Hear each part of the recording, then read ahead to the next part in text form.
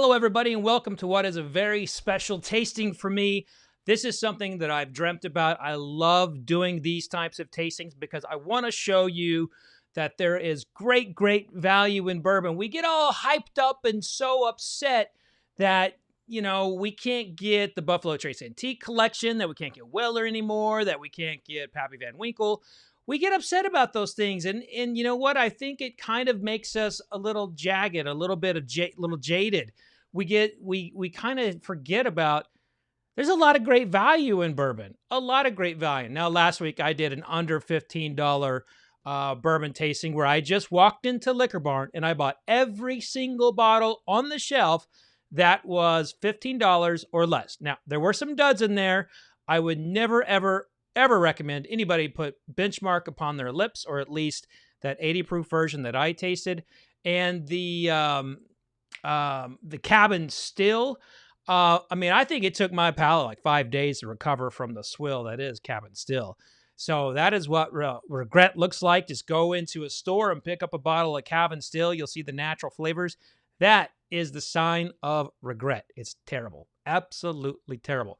So how tonight is going to go, I'm going to be talking to you all here, but I will not actually be looking at comments when I'm on this camera. When I come over here to this camera, I'll be looking at the comments. So my whole goal here is to actually focus on this tasting as if it were a competition. In fact, I've got my special palate cleansers that I use in competition, much like I do like at San Francisco World Spirits competition, or as I had done in the past with the World Whiskey Awards. Right here, Munster cheese. Munster cheese is an incredible palate cleanser, or at least it's part of the process. What Munster cheese does is it gets your palate really kind of like fatty. And then what I do is I rinse it with or I swallow some sparkling water, this Perrier. What this does is it just, this gets it fat, and this is this kind of like crisps it up a little bit. Then I come into the raw almonds. Raw almonds make it bitter. They pull the fat out. So you pull out that fatness, and then again another swig of this right here, and then toward the end I will take these basic flavorless crisps, these little crackers, basically really light, thin, crunchy. What this does is this resets my palate, and it makes sure like I'm still able to taste textures and everything. So I have to make sure I'm tasting 26 bourbons tonight. 26 bourbons. So I have to make sure, that I'm not losing my palate. And this whole process, my palate cleansing process, that helps me. So I'm looking at some comments like right now. Someone had mentioned like, hey, I like the ascot tonight. You know what? That's a shout out to my 6-year-old son, Oscar. He picked this ascot out for me. In fact, anytime you see me in a kind of like a suit combo, my son, usually, picks it all out. So it's always very special when I get to wear an ascot, that my son picks out. So Oscar, if you're watching tonight, Daddy loves you. And I hope you enjoy the new Nerf gun I got you. So we've got a big night ahead of us, folks, and I don't really want to waste any time. So I have 26 bourbons here. Now you might say, how are you going to taste 26 bourbons? Well, I will be spitting. If I do not spit, there's a good chance that you might see me pass out. And while you may want to see me pass out, I'd get in big trouble if I passed out. I'd be in so much trouble at home, and not to mention with YouTube, and everybody I work with be like, why did you pass out on YouTube? You know better than that. So I'm going to be tasting, spitting. I have 26 of these to taste. I've got a notebook here, so I'm sure to make sure that I do not forget what I tasted. I'm going to jot down my kind of notes that will trigger memory, as I've done in the past. Now, the most I've ever tasted in one sitting in competition has probably been up to like 200, between 200 and 400 in a day at San Francisco World Spirits competition. So I am accustomed to tasting in large quantities, taste, spit. And like the professional, wine sommeliers and the winemakers, that's nothing for them. But then again, spirits are distilled. And again, the whole purpose of doing this is to show that there is value. Now, I got 26 bourbons. You can go into the description of my YouTube channel and see all 26 of the bourbons there. I listed them out there. You can see some of them here. Unfortunately, I can't pick them up and talk about each one of them because it would take too long. Also, I think it would throw off my desk might break if I changed up, the weight just too much. So I don't want to mess with that. Now, these are all blind. I did the pouring, but I put a little piece of tape on. I put the name of them underneath and a little piece of tape, and then I kind of moved them all around, and then I numbered them. And so they're numbered 1 through 26, and they've all been covered for the past couple hours, either with a watch glass or a business card. So that's a little bit of how the samples have been prepared. Again, I went to the Liquor Barn, a basic Liquor Barn store in Louisville, Kentucky, and I bought everything in there that I saw that was from $16 to $25. Now, I posted this on Instagram the other day, and everybody was like, well, where's Wild Turkey 101? Where's Old Granddad Bottled & Bond? And I was like, you know what? I'll add them. Then I got to pouring, and I got to thinking about it. This is a lot of bourbon, and I don't want to break this up. I actually want to do this in one sitting. I want to actually figure this out.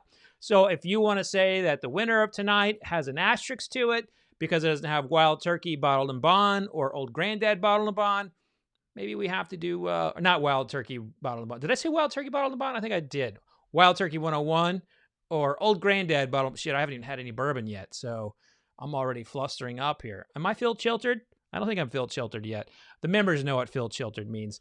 But basically what I'm saying is I got a lot to taste, and I didn't want to really add anything. And at the same time, it wasn't in the store. And my whole premise is that if I go in the store and it's there and it's in between that amount, I'm going to buy it. Now, right here, this was, I think, $5.78 and some change. So, you can build this. This can be someone's bourbon bar. You can walk into Liquor Barn right now and buy this. This is $600 worth of really good quality bourbon. And by the way, Liquor Barn does not pay me. I have no business relationship with Liquor Barn whatsoever. It just happened to be the store that I go to a lot.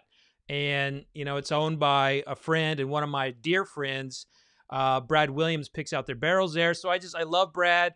Jonathan Blue's a good friend. So I like supporting friends, and I just, I spend a lot of money in there. And they also have a really great humidor if you're a cigar smoker. So that's the story how I got these bottles. Now, some of these bottles I actually do have in my possession outside of what I purchased here, but I really wanted it to be what I bought. So all of these have been freshly opened. So they're all one. This is all the very first pour that all of them have had. So this is like some people want to debate the neck pour. Well, here we go. So we're going to see who's got the best neck pour out of this whole out of this class here. Now I'm going to come on over here to the question camera, and I will see if anyone's got any questions for me as I get going.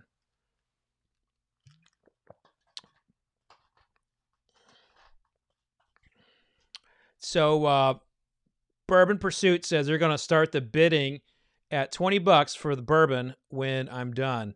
That'd be kind of cool if you could buy like the leftover bourbon that I have. That would actually be pretty cool. I was thinking about what to do with my leftover bourbon.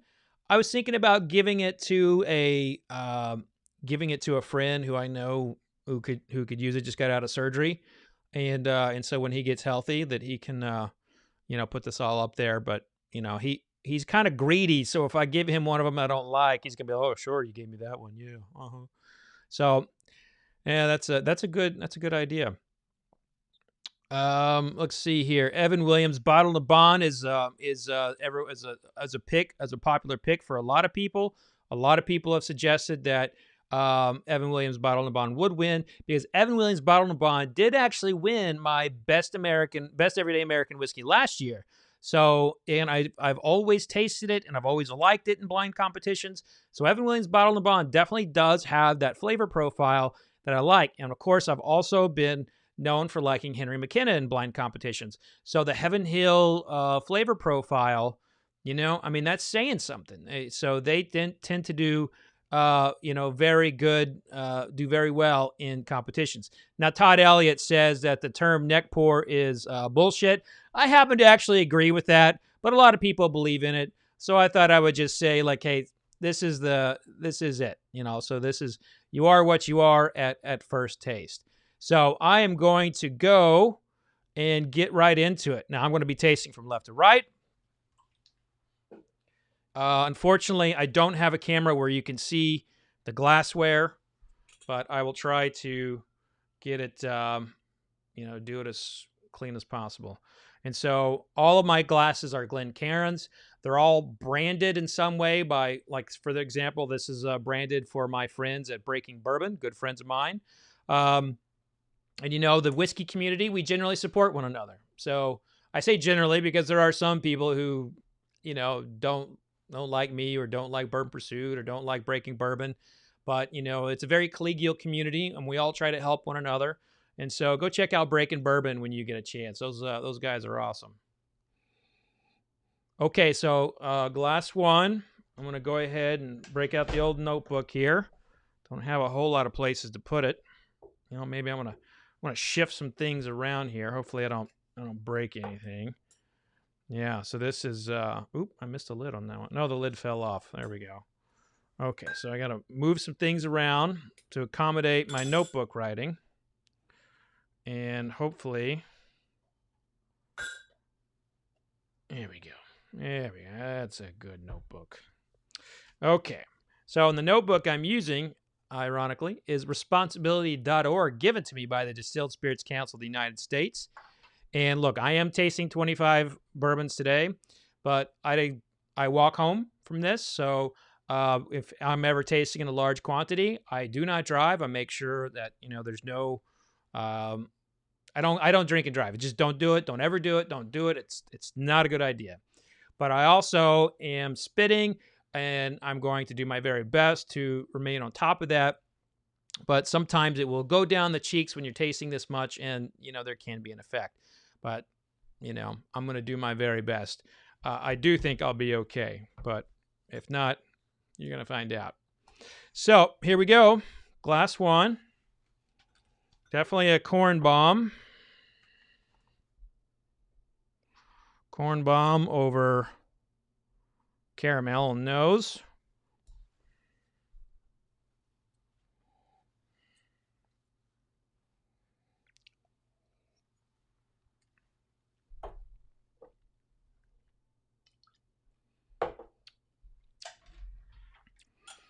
Okay, touch of spice in there.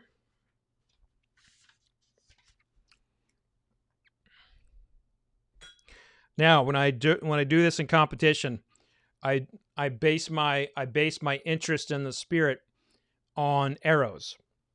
Everyone's different. Everyone has their own shorthand. I'm giving this 1 arrow up, which means it's nice, but I'm really not wowed by it. So glass one. Just going to have a little, you know, sparkling water swish.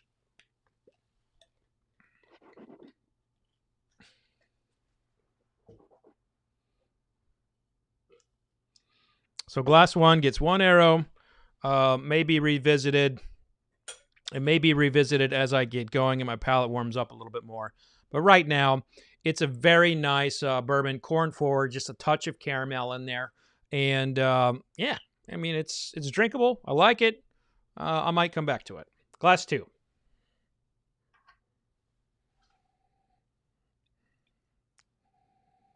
Just a little bit of nutmeg. This is going to sound like a weird tasting note or aromatic note, but it smells like Starbucks. Like you walk in Starbucks and, you know, they have more than coffee just going on. They got like their microwave oven. They got, you know, people running around. They got, it just, Starbucks has a unique smell to me. And it smells like Starbucks.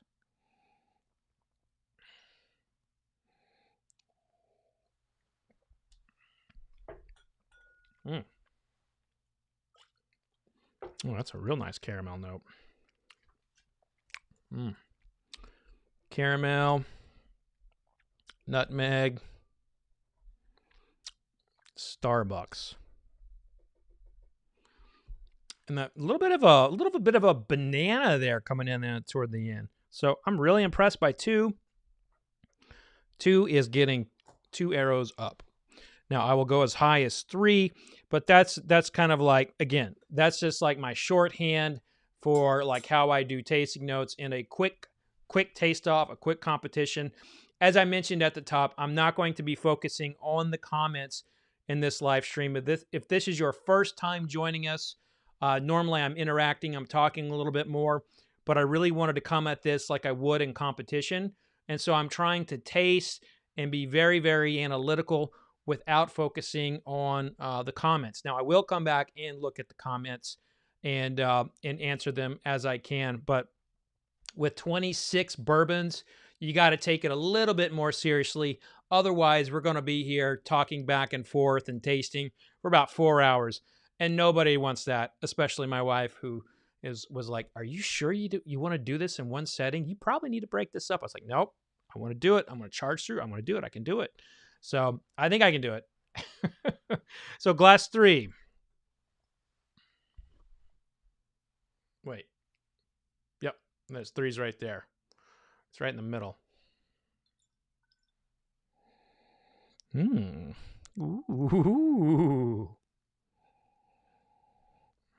A little bit of peppermint there. Like a nice peppermint, a little bit of sweet feed. Some vanilla. Molasses.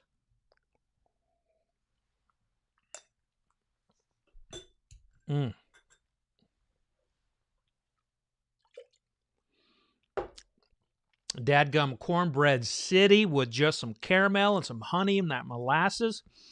Oh, that is so good. Number 3 is so good. So I'm writing cornbread, molasses, caramel, sweet feed. Now, for those not familiar with sweet feed is basically horse feed, like, and they sweeten it up with like a molasses, to get them to eat it. I know I said molasses, but there's like an oat content. This is a very unique smell. And last prominent note there, I need to go back to it. Honey. Yeah, I think honey. And then there might be a jalapeno. So 3's got some business going on.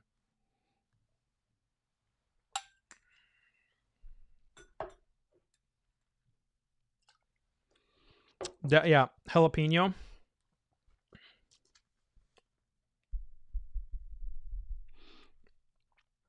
Now, I'm giving 3 2 arrows. And by doing my arrow system, what this allows me to do, instead of like basically looking at it from a tasting note perspective, what I'm doing is I'm basically narrowing down my second round of tasting. I'm not going to rank all of these. It might actually be impossible for me to do it in the time allotment that I have. So what I'm going to do is I'm going to take a look back at the 2 arrows and then taste those side by side and narrow it down. I'll probably do a top 5, maybe a top 10. So I'm on glass 4 now. Once I get to glass 5, I'll turn over to the other camera and try to get some questions in. 1 question. So let's do that. We'll do 1 question per 5 glasses. Glass 4. Banana. Big old banana note.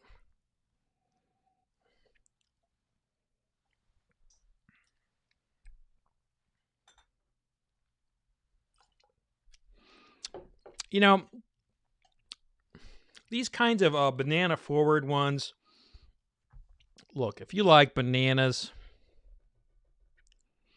you're going to love this one. I mean, you're just going to straight love it. But I'm not in a banana mood right now. If I wanted a banana, I'd eat a banana. And I think that is also a little bit of, what we need to talk about. is that tasting is all about the moment. Like what I'm tasting now is going to be different than what I'm tasting tomorrow. And what I want now, what I crave now, is going to be different than what I crave 2 weeks from now. So every single day, your palate is different based on your mood, based on what you've eaten. Also, your genetics play into it. So, like, there is a lot of variables for you as the taster. And right now, I'm just going to straight up tell you, 4 is very off-putting to me because I don't want to taste bananas. I just don't want bananas. And so, 4 is definitely not making the cut for me. I'm not in the mood for bananas. Sorry. So I'm going to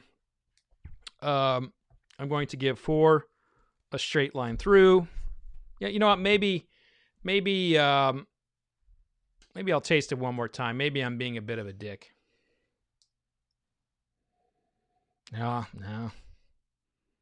This is banana central. This is like going down to like a banana harvest and they crush them all up in the back of a truck and somehow you're sitting outside with them and all the banana fumes are just kind of coming up to you.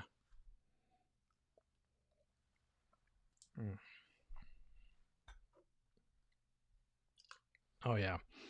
In fact, it's that part where I need to cleanse my palate on that one in a big way. I'm going to go to the bitterness. Hopefully the bitterness of the almond can strip out that flavor. Just going to take just 4 almonds there. Now, these are raw almonds. You don't want to use roasted or salted because those going to have a huge impact. So what this is doing is the bitterness is kind of pulling out that banana that's left on the tongue. I mean, this is serious. That banana note was ridiculously strong.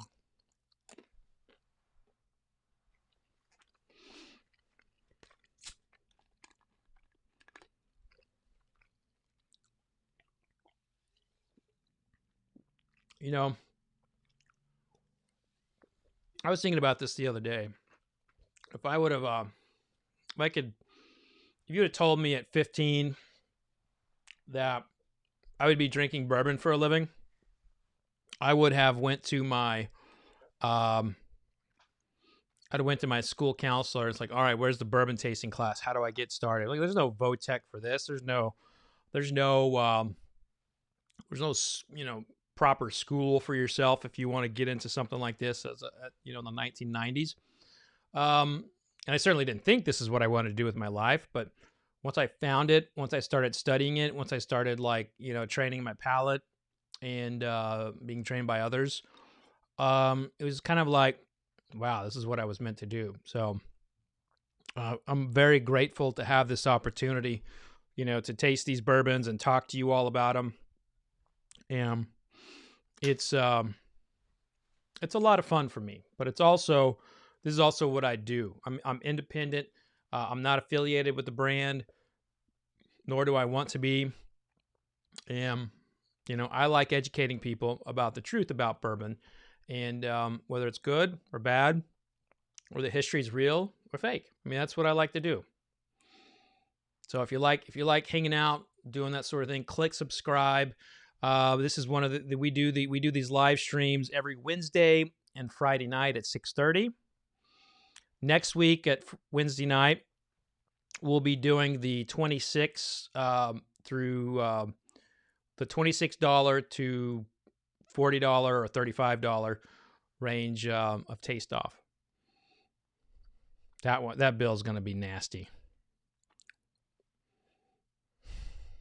I might go broke before this is all over. Okay, so I get some some cherry, some apple. So 5 has definitely got some fruit going for it. By the way, my palate's fully recovered. Just the talking, the almond, the soda water really, really helped cleanse it. But 4 was almost a palate killer for me. The bananas were so strong.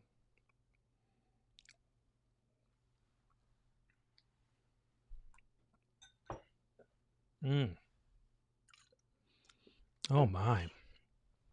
Oh, my. Take me to the dance, number 5. Brown sugar. Fruit. Pie crust. That's going to get 2 arrows. All right, so now let's come over here, see if we have any questions. Now, we're streaming on Twitch, Periscope, Facebook, YouTube, and I am really, really, really excited about this. So, hey, let's take a look at some of the questions we got coming in. Buster, who obviously is a part of the Kentucky Derby Museum series that I do, is that he asked any updates on the 2021 Legends of Bourbon series. Nice show today. Well, thank you, Buster. So we actually are trying to get out of COVID, as you can imagine. Nobody quite knows what's going to happen with this.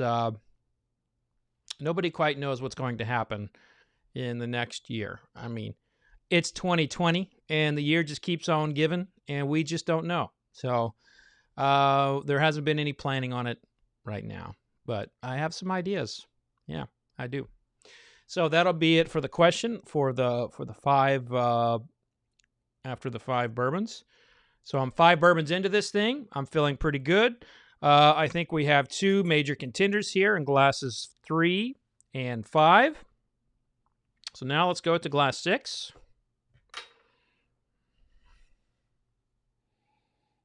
Kind of flat on the nose.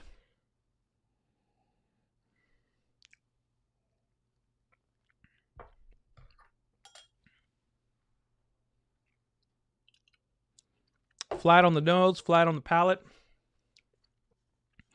6 is a 1-note wonder. Corn, and maybe just a touch of vanilla, like a vanilla extract. I'm giving that a cross through.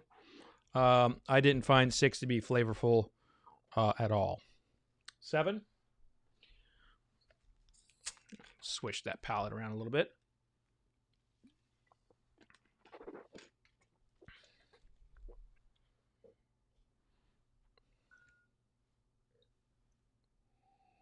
Ooh, caramel. Cotton candy.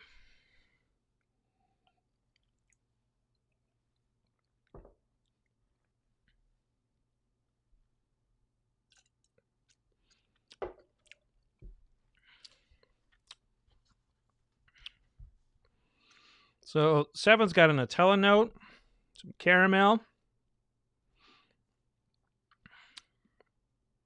some grain toast, like a whole grain toast, and a bit of like an orange zest. I'm gonna give that one 2 arrows up, but it's not. I'm not sure where I stand on it, down the road.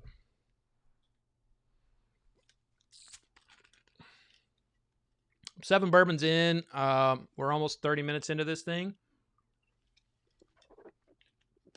I feel pretty good. The one glass threw me off. What glass was that? Glass 4, the banana one. Banana Man. It was strong in 4. Number 9. It looks like I've somehow skipped 8. It's in here somewhere. That's the good thing about having these things numbered. Oh, there's 8. Look at that. I didn't screw it up. Glass 8.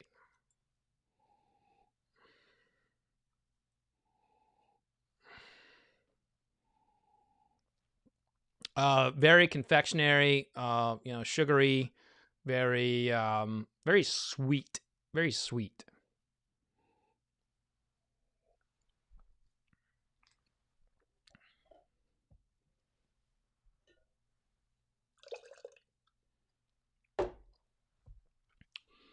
So 8 is definitely caramel and cornbread forward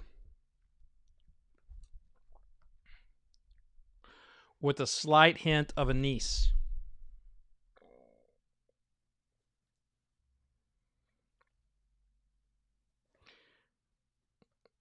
And we'll also get two up. Glass 9. Actually, that anise is pretty good on there. I'm going to cut a little bit of piece of cheese here. You know what the Munster cheese does is it fattens the palate. You can also use Gouda, but I really like Munster cheese because it coats the whole palate when you chew it, and it's just kind of waving over all the notes in there. That's, you know, the stickiness of the previous whiskey. And then I come in with a swish of soda water. Clear right up. Good as new. Going to glass 9 and also the second page of my tasting manual, or my tasting book.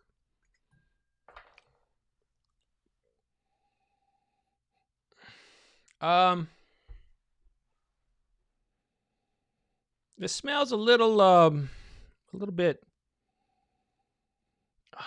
medicinal. I want to say a little bit like a Robitussin.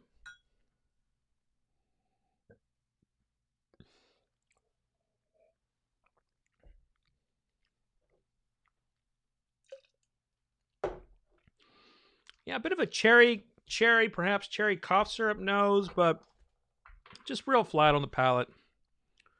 And, you know, it's not going to advance. Just, you know, there's when you're in something like this and you're trying to rank them, you know, it's best not to spend too much time on trying to nail down if it's cherry cough syrup or cherry liqueur or something like that. If you know if it's not hitting the points on the palate, if it's not really, you know, doing it for you, just move on. You know, if your goal is to rank 1 through 10, just straight up move on. You don't need to waste your time on it. And I'm going to glass 10 right now. And in fact, that one was so light on the palate, I don't even need to rinse.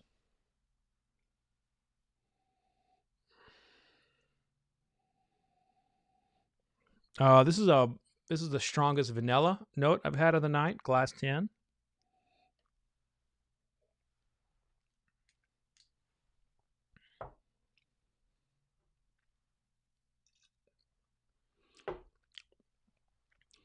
So 10's got vanilla, like a vanilla approach, and then it comes in with some herbs. It kind of reminds me of like, you know, somebody who used some crazy malts. Sometimes there's like some unique herbs that come out of that.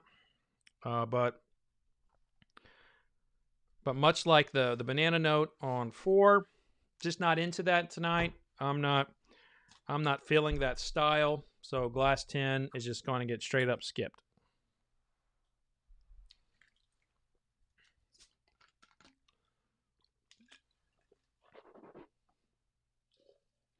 But I will now go take some questions. Go to camera 2. So how is everybody doing tonight? What are folks tasting? What are you sipping on tonight? What's going on here? A lot of people liking the Munster cheese stuff. Some don't like Gouda. I brought up Gouda. That is true. Yep, cheese break indeed. Someone's bringing up that I'm missing the vodka sucks sign tonight. Yeah, I am. I focus so much on getting the bottles poured and everything. I just missed out on that one little piece. Let's see here. Boy, the comments are just coming on in. A lot of people think that last one was Rebel Yell 10-year-old. Well, I don't have the Rebel Yell 10-year-old in here. That one is beyond the price point. Kevin says that Old Forester 86 proof is his go-to daily. It's a good one. All right, so I'm going to get back to it. I've got 16 more to taste. 16 more bourbons to taste. Damn. That's a lot. Maybe I should have broken this up into two things. And now I'm looking for glass 11. That's 8. That's 13. Hi, 13. Oh, there's glass 11. Glass 11.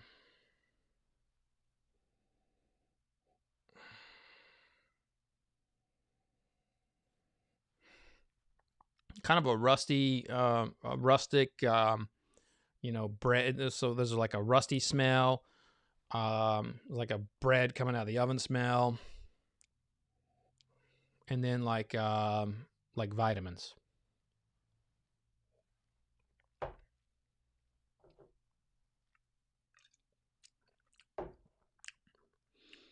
I mean, 11's drinkable. The vitamin nose, can also be interpreted as like dehydrated orange. It can be interpreted as citrus. So, but for me, for my nose, what I'm getting right there, it's a little vitamin like. But on the palate, it's attractive, but still not enough to, I think, get to warrant the two thingamajigs. Glass 12.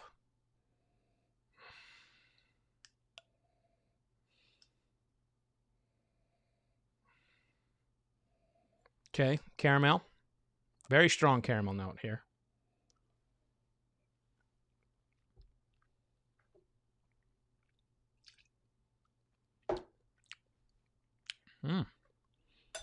That's very drinkable.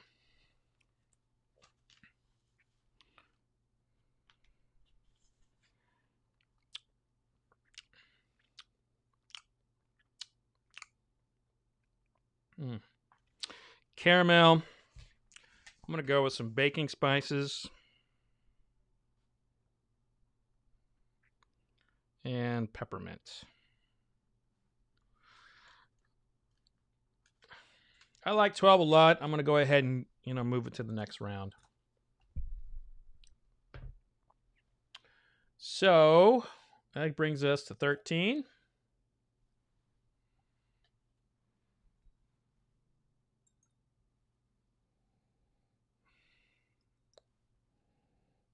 This smells weird.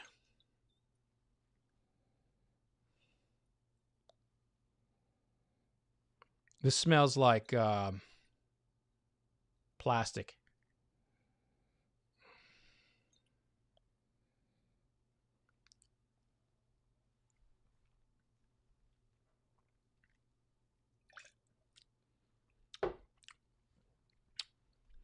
Smells like burning plastic and tastes like corn.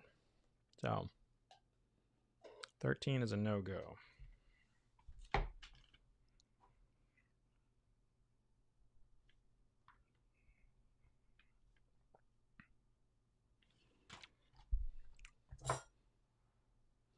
Well, it smelled like burning plastic. It didn't taste like that. It just basically tasted like corn.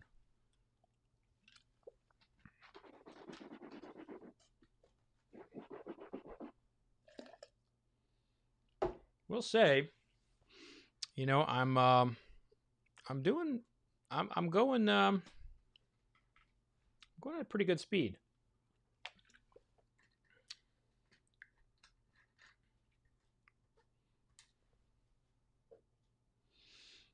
So to 14.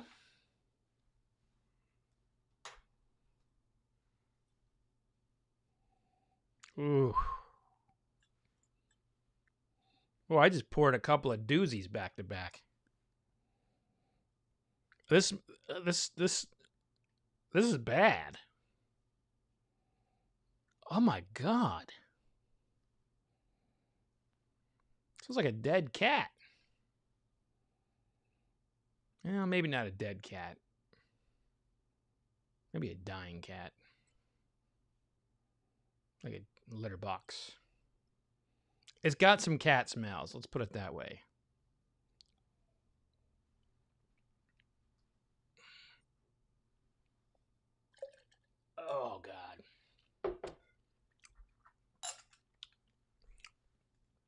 Oh. Oh, man. Not good.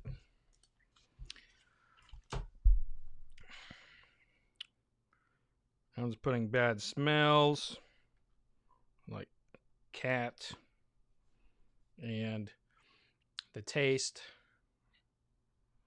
undescribable. I don't know. So 13 and 14. 13 and 14, really, really bad. And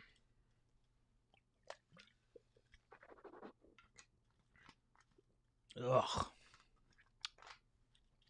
I need some palate action. Going to the Munster cheese.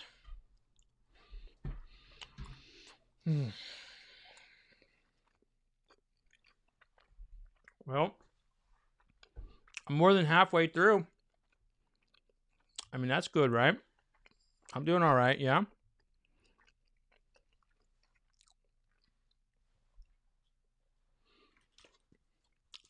I kind of want some music. You know who I've been listening to lately?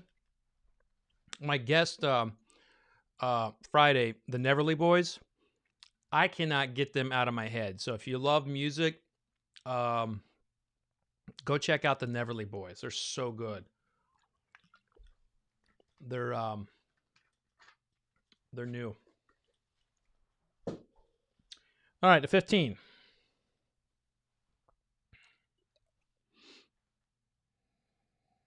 Oh God, it's so refreshing. I swear to God, I was half worried that this was going to be another shit bourbon.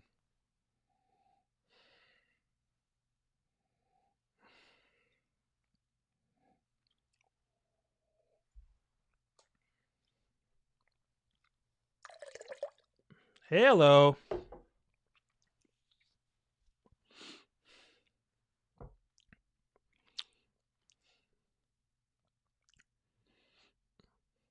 $15 is really nice.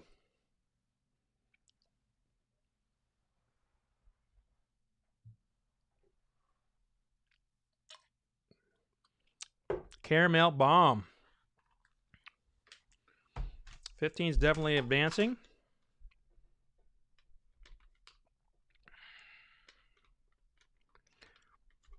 I'm not saying this just because it tastes great and it's coming after the other two, but I think 15 might be my favorite so far. 15 is really, really nice. So now we're at that 5 point, that five other bourbons. So I'm gonna come over here for some questions. So let's see what we have over here. Sonny Hatfield's bringing up plastic. So he's a plastic fan now. Christopher Nelson is saying, pick up the pace. I have a tea time in the morning. Hey, I'm doing the best I can. Wall 99 AD says, damn, that's a lot of drink. Yes, it is. Wall 99. Yes, it is. Fred Smurf says, 102nd thing to do with the dead cat. Okay, then. Anthony says, shopped at Liquor Barn. So these 16 to 25 bourbons were really 10 to 20. Actually, all of these here were between 16 and 25. There were some like last week was under the 15. Last week was under the 15. And one thing that I noticed in this little study is that $15 and $25 are like crazy like cuss points. And now this is just one store, so other people may price it very differently. But like there were a lot of brands that I would normally buy, like Knob Creek, that was like $1 more, that was just a little bit over. And so like you had a lot of brands that you would sometimes get that just were just over $25. And I had the steadfast rule that it was $16 to $25. So everything that was in the store that I saw, and I looked up and down the aisle, I had people helping me. I got everything I could. So I did the best I can. I did the best I could, and I'm doing the best I can now with this tasting.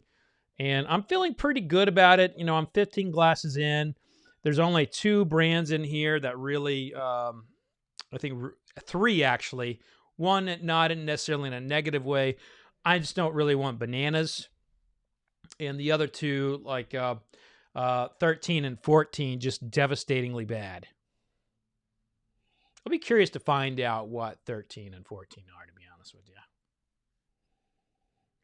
Okay, so 16 smells. It smells like chemically extracty. Like this smells like a vanilla extract.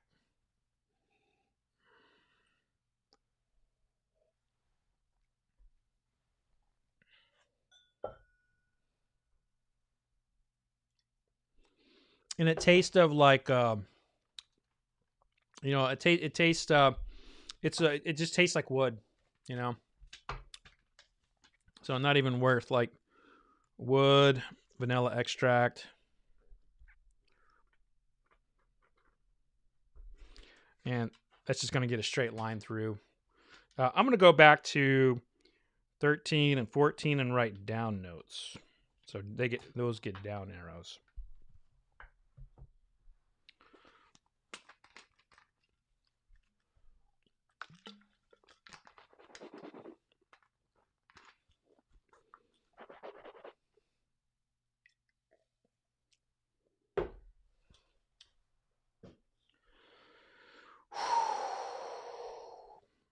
All right, so here we come to that point. I'm at 17.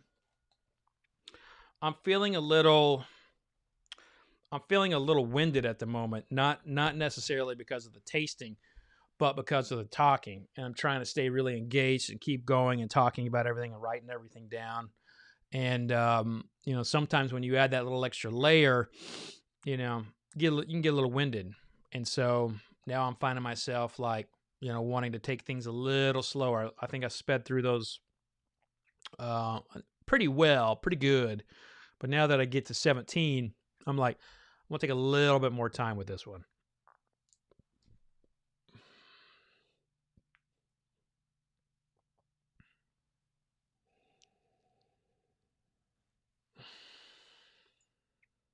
Cherries.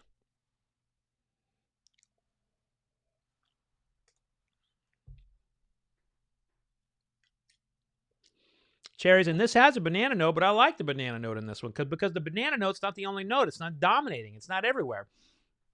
This has cherries, cornbread, banana, that little hard caramel candy.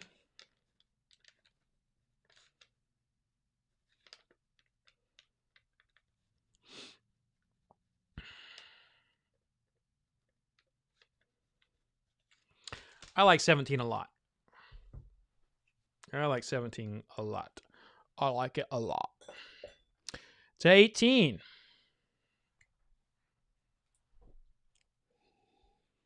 So feel free to comment on what you all are drinking tonight.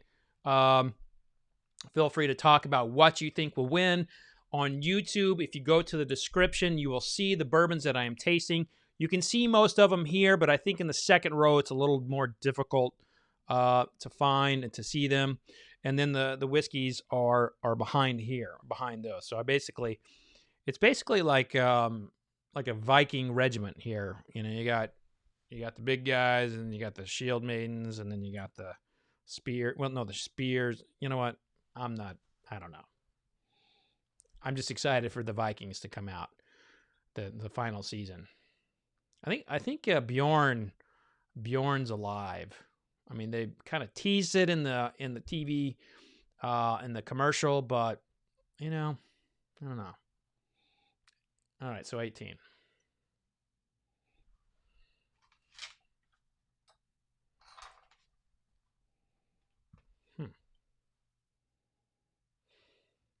Cornbread. Mmm.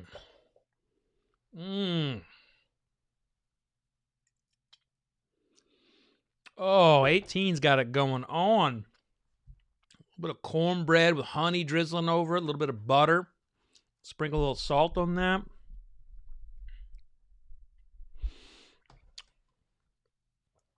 And a cantaloupe, just a hint of cantaloupe.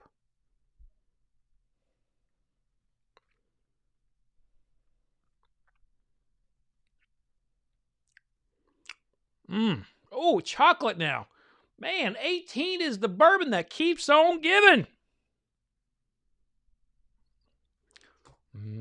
I can go for a big old chocolate cake. I wonder if we have any chocolate cake at home. I can make a chocolate cake. Well, maybe. Jack, if you're watching this and you want to get a chocolate cake for when I come home, I wouldn't be mad at you. It'd be cool.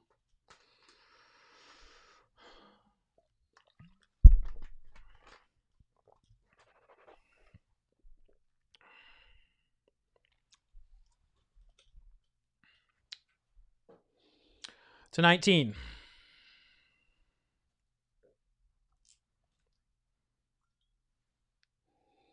You know, 19, anytime I see 19, that was the year I got my heart broken. You know, I was like working on a golf course and I thought I was going to marry this, you know, she was a classmate in college and I was like, oh, she's the one. She's the one. And then she like broke my heart. And I think about like how stupid I was. I mean, we all think back to when we were younger and how dumb we were. I was really dumb. Smells like peach cobbler.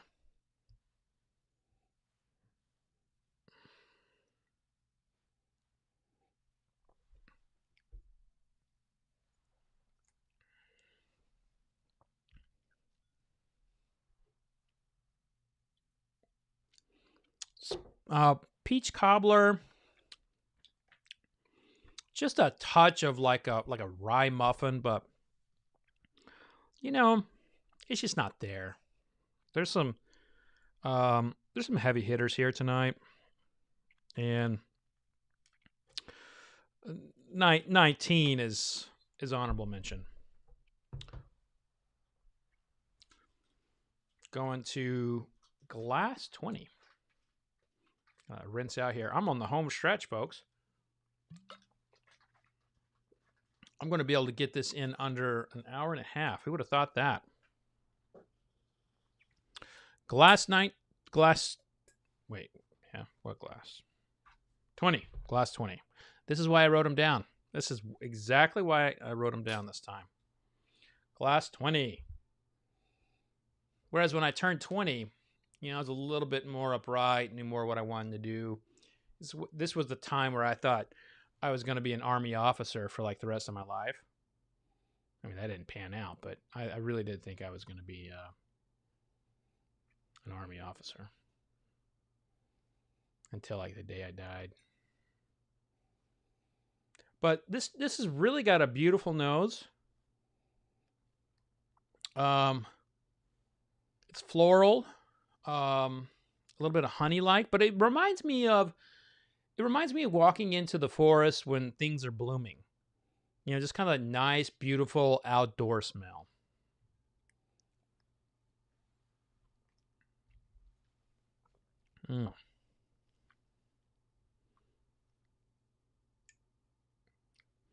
But I just don't know if it has. I don't know if 20 has the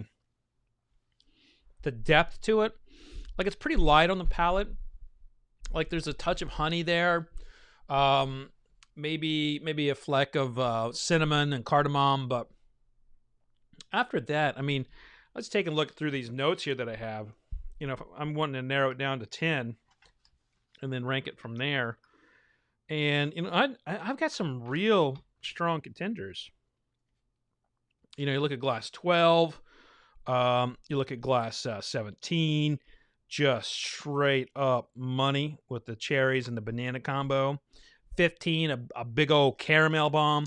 You know, so you get to something like 20, which has, you know, some decent notes. It's just, it lacks that next level. And in fact, I'm just going to go ahead and say it, like 20 is just not going there. We're not going on. So I've got 1, 2, 3, 4, 5, 6. I got 6 left. That's all I got left. So 21. I'm gonna go ahead and forego the questions on this round. I feel like I'm on a roll. Just want to get to it.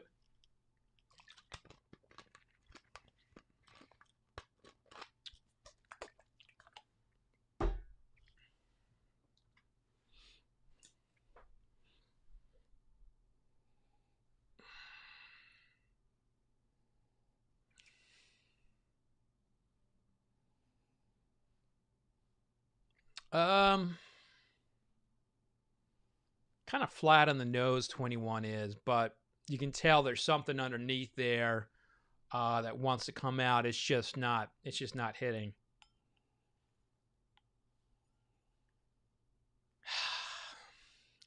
Basically all I can say about 21 on the nose, it has a hint of caramel, which tells you that it's not coming out strong, but it's there, you know.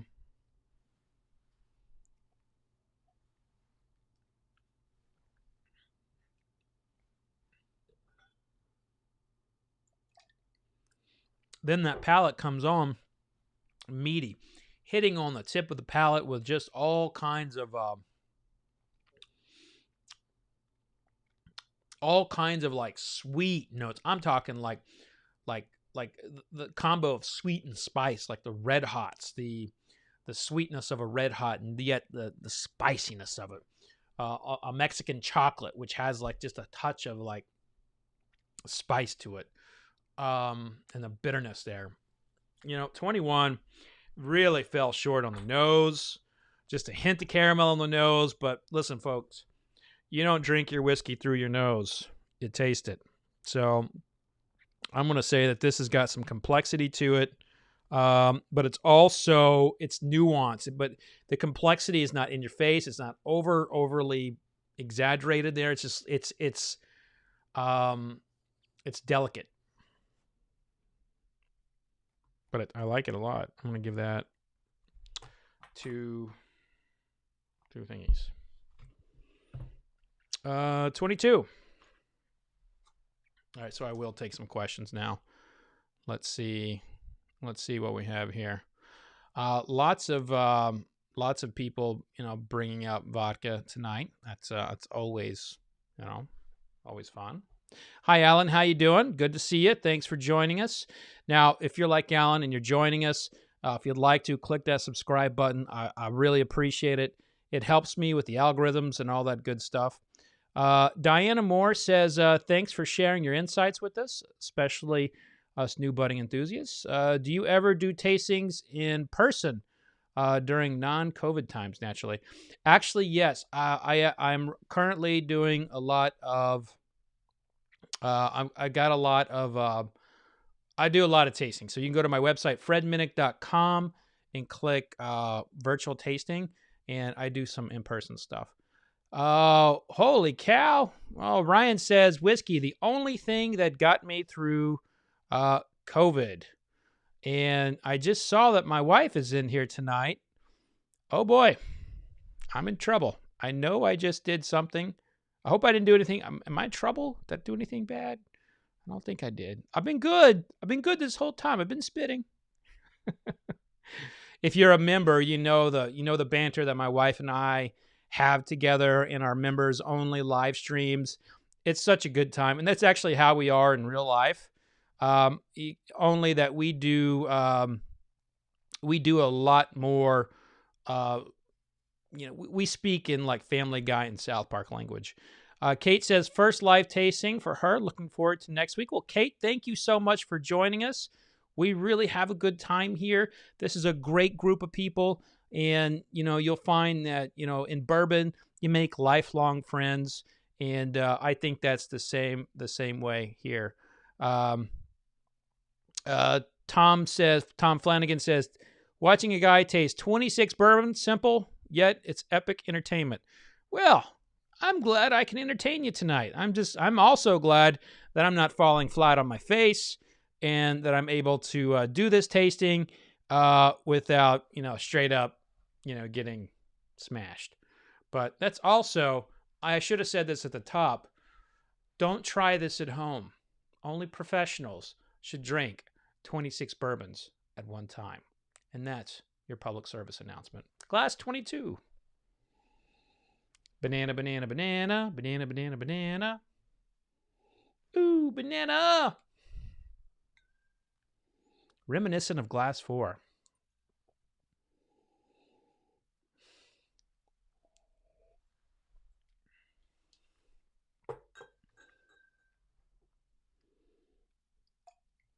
So Glass 4 was like a straight up banana, like tons of them.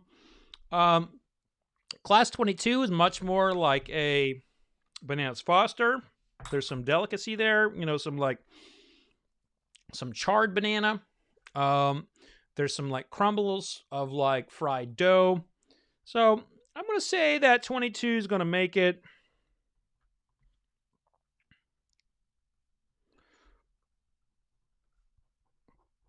It's all right. I like it.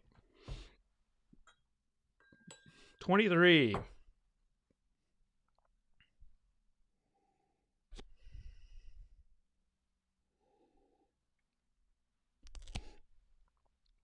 Just glanced over at the chat real quick. I do virtual tastings at the moment. You know, you can go. I have a booking agent who helps me out with that stuff. But you can go to fredminnick.com and just press contact and shoot me an email. Happy to connect with you about doing something. Also do, you know, a larger kind of like ticketed thing, you know, through a company called Topeka.live. And I'm basically, my whole business model was doing like in-person tastings with musicians. And that's obviously changed. And so now we're kind of pivoting and doing a lot of like virtual things. And it's fun, but really YouTube's where it's at for me. I can't do like interaction with you like I would like to, but I love these live streams. To me, it feels like it's part of the community. It's the whiskey community. You just get on there and you kind of banter back and forth. I normally get in the chat and kind of talk with folks, but it's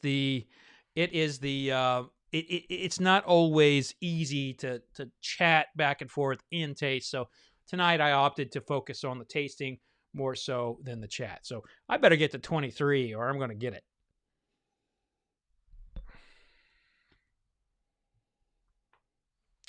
Cinnamon, wood, and cinnamon.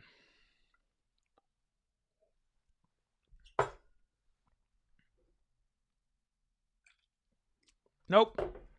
Oh, 23 is rough. Wood City. And then after that, it's like a beer, like a pale ale. Some grapefruit in there. 23 is definitely a mood bourbon. I'm not saying that 23 is bad. I'm just saying I'm not in the mood for it, and you really got to be in the mood for it. I think if you like weed, I think you'd like 23. It's got a bit of a marijuana note to it. Not that I know what that tastes like.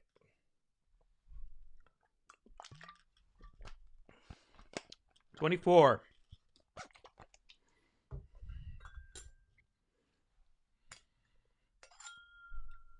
All right, you hear that? Hold on.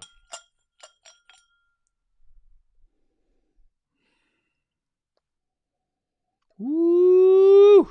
Smelling good. Big old caramel in there. Oh, is that some fried dough coming out of the oven? Nope, not out of the oven. The fryer. Because can you fry dough in an oven? Or is it? Because if you put it in the oven, it's not fried. It's baked. Solving the world's problems right here, folks.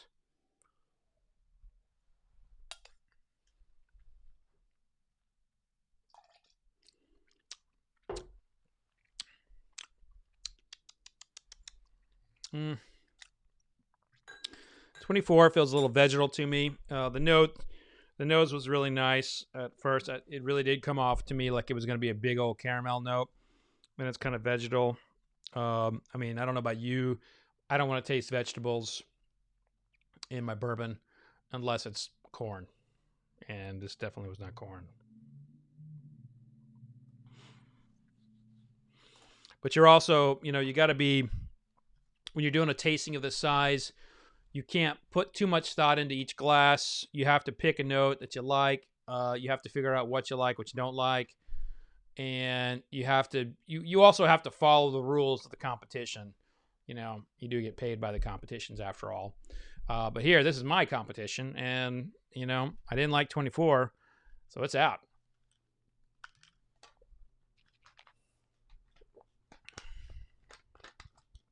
I have 2 left. 25.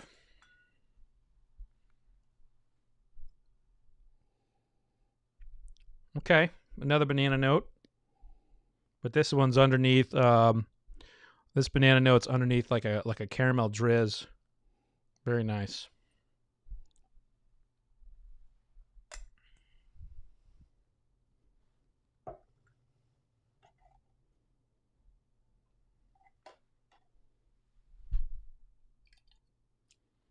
Fuck, that's good.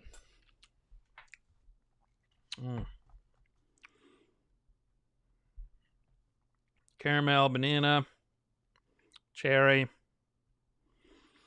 bread pudding. You know the little crumble?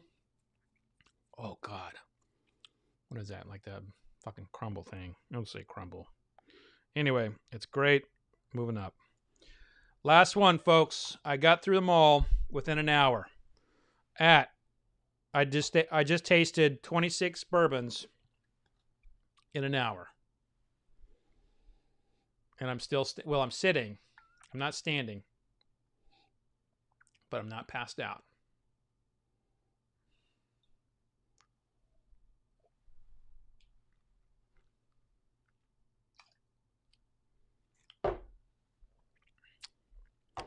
So 26 is nice. Cornbread centric. A little tortilla in there. A little hatch chili. I'll taste one more time, see if I get anything else in there. But at this moment, those are the 3 big notes I'm getting.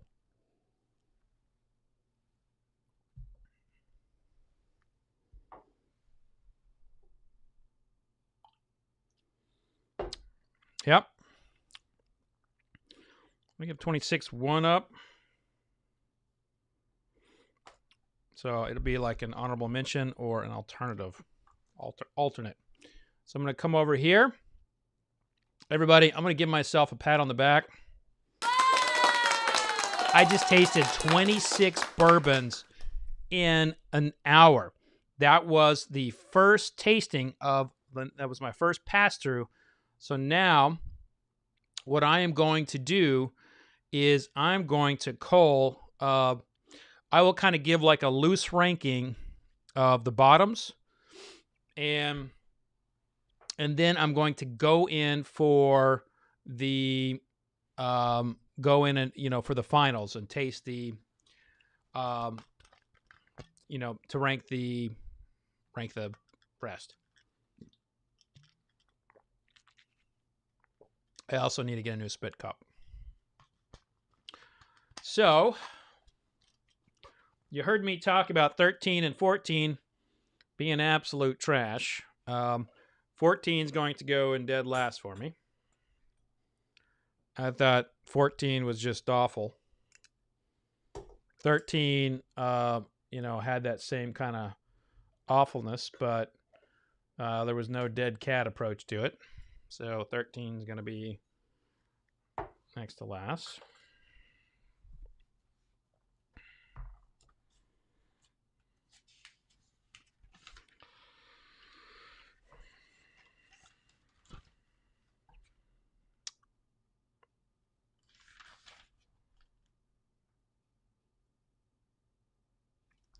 I think 10 was overly herbly. So 10 is going to go in 20-something place.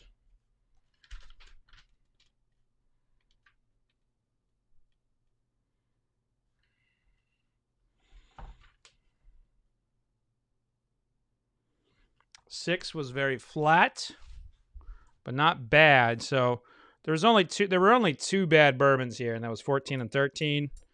And 6 was just flat.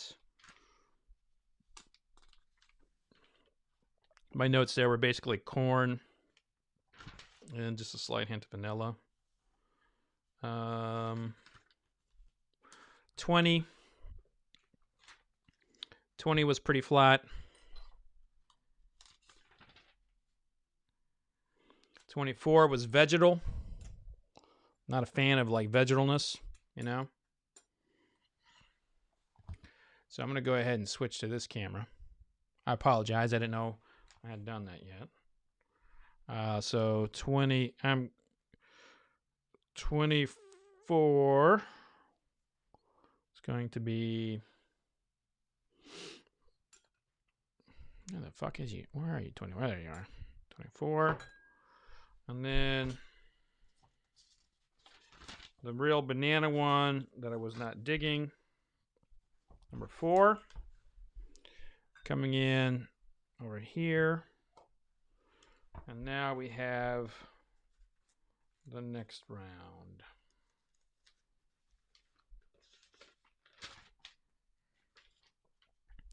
Nine.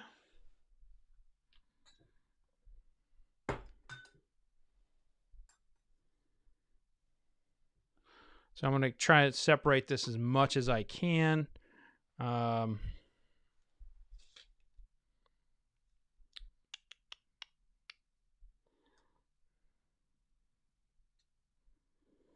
Let's go with, next up would be 11, 19. So basically what I'm doing here, folks, is I'm ranking these out. I said I wasn't going to rank them out, but it's funny, as I was doing it, it became pretty obvious that I needed to do that. 16. Actually, I think 16. I need to replace 16 with 19 or 11. 16 with 11. Okay.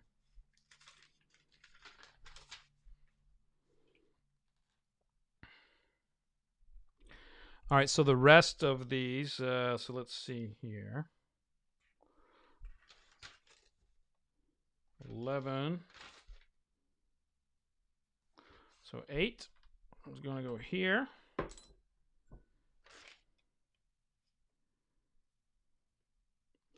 1.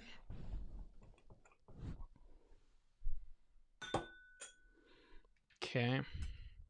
So now I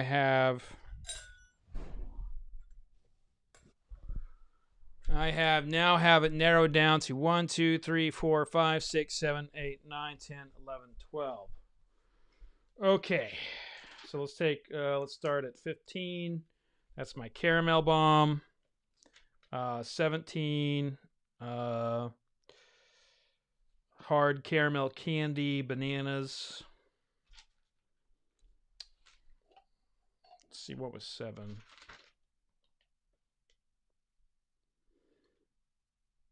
All right, folks, we just got a good old-fashioned taste off.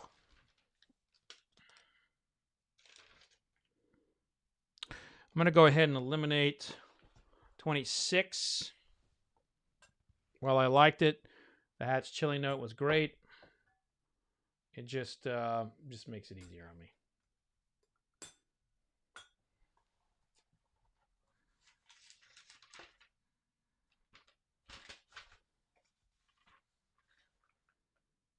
Okay. Yeah, so 12 is in play. That's 26.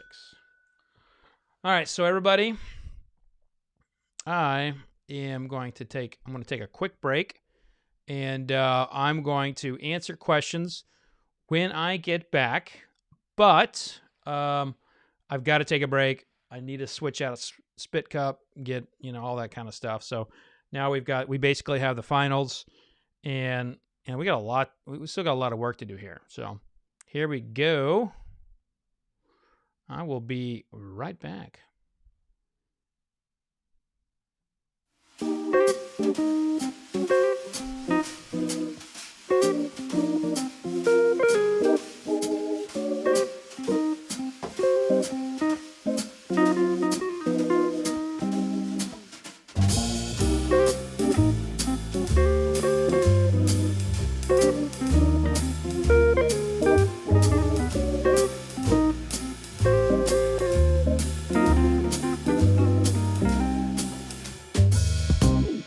Ever since I know your name, you struck me on this cloud for a joyride. Hope every kiss would be the same, and every hug would last forever. With you, my only love. With you in my heart and soul. Oh,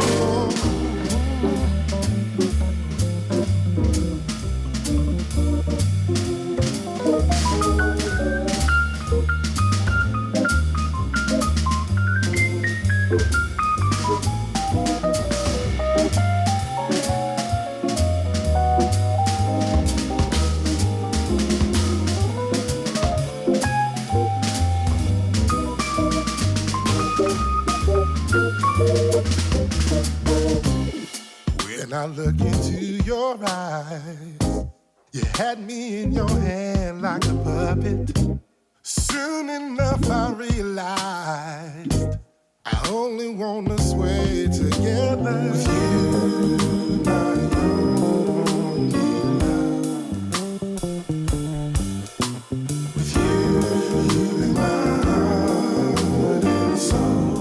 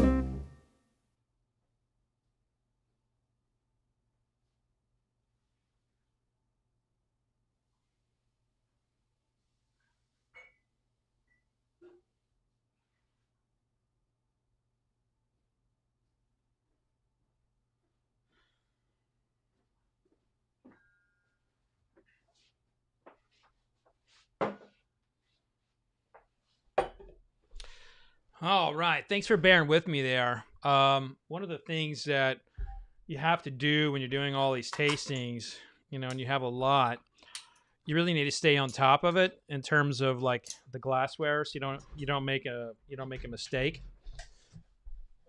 And so what I did there, I basically just wrote down, the bottom half or the bottom portion in order of which they, fell. And so I will not be revealing those tonight on this live stream, but you can go to fredminnick.com, and that'll be up there on the blog post tomorrow of what they are. But the fact of the matter is, we still have a lot to taste here, and I got to make sure that I get I do this right. And I didn't want like a bad a bad nose from one of the other whiskeys, like 13 or 14, which were absolutely putrid. Which I may actually tell you what those are because they were so friggin' bad. I didn't want that having an impact on me, so I just got them the fuck out of here. I apologize for the language, but I couldn't stand them being near me. So what we have here, 1, 2, 3, 4, 5, 6, 7, 8, 9, 10, 11, 12. We have 12 bourbons here. These are the top 12. I'm going to go ahead and do some palate cleansing. And yeah, I hope you're enjoying it. I've been having a good time. Yeah, that's good. Monster does a trick.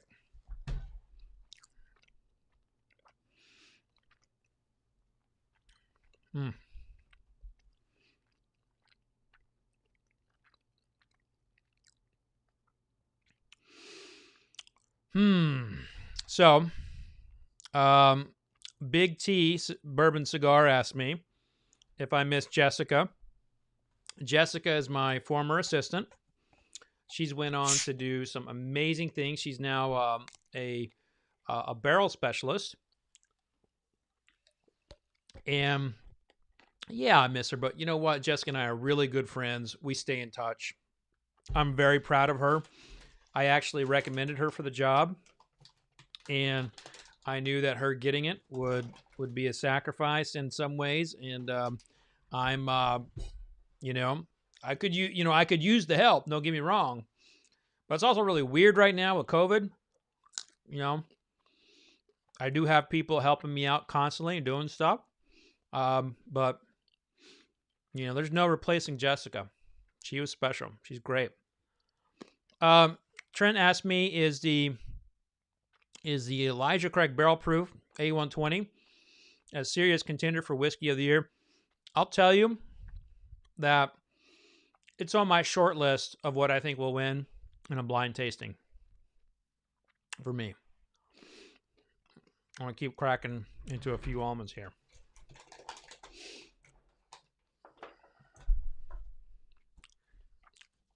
So Zacharias says, please tell us the losers so we don't waste any money on them. Well, I can do that.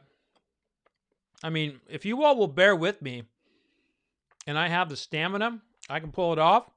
I'll tell you right here on camera, but my plan was to summarize it in a blog post and give it to you. Otherwise, this thing's going to be like 15 hours long, and nobody wants that. So people are wanting to have 13 and 14 now. The truth is that'll take me off my tasting game right now. So right now I'm cleansing, I fatten the palate up with the I fattened it up with the Munster cheese, and now I'm getting the bitter in there with the almond. Now I'm going to straight cleanse it.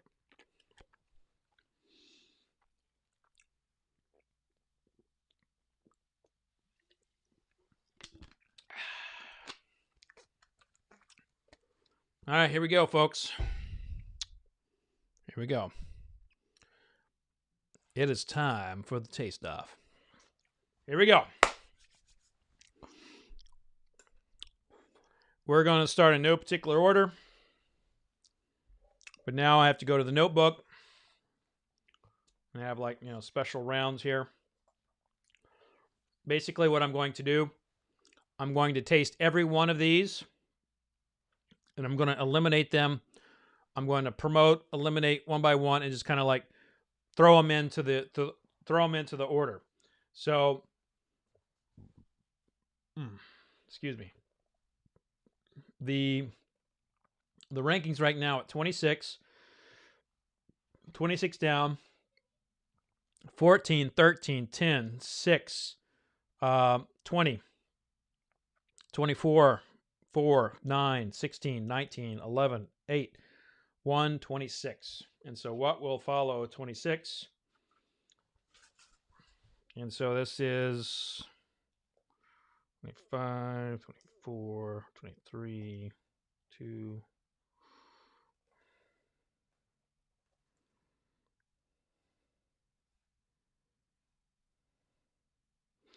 So coming in next will be the 12th ranked number 12 out of the tasting. And so I'm going just to taste and eliminate. 25 is definitely going to stay. I don't need to taste that one.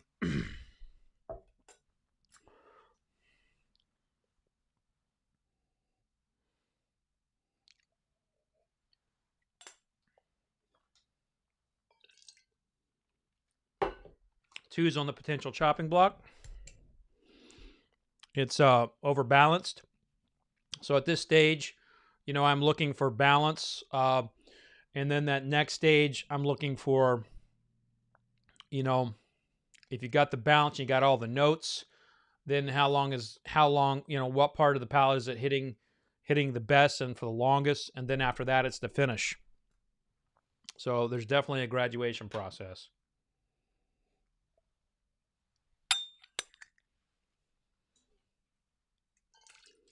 Three will remain in the running. Fuck yeah, three's good.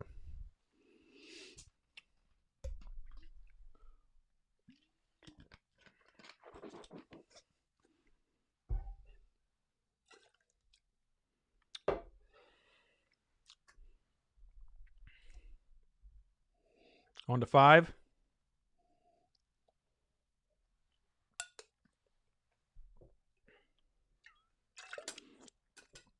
Five's on the chopping block. 18.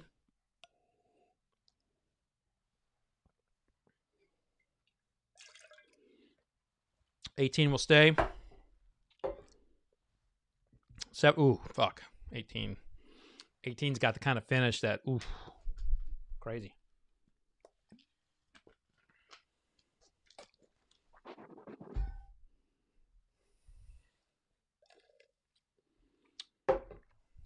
$17.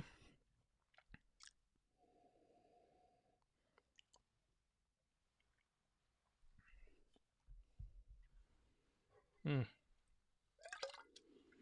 17's a little flat, going on the chopping block. 15. 15's nose is spectacular. Let me see what I said about its nose earlier. Make sure I'm remaining on point. Caramel bomb. Yep. So 15 staying in the running. Let's see, what did I say about 17, which I called? Yep. 17's was hard caramel candy banana. 5 was brown sugar pie crust. That didn't hold up there. And then 2, the caramel nutmeg was 2. So going to 23. 23. This was the kind of like crazy one that had like the pale ale note into it. That, you know, that I kind of like let slip in just because it was so unique.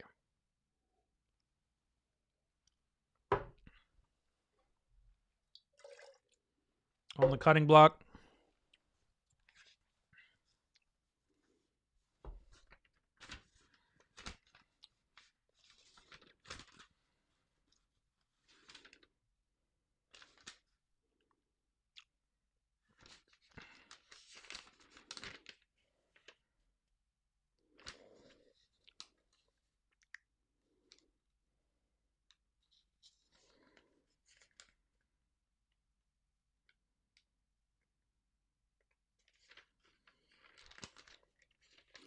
Just going back through some of my old notes here. And seeing like, yeah, okay. 22.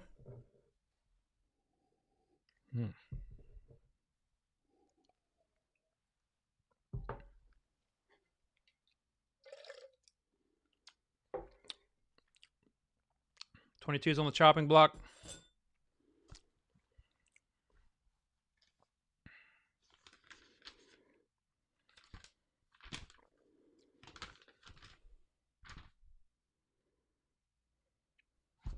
$21.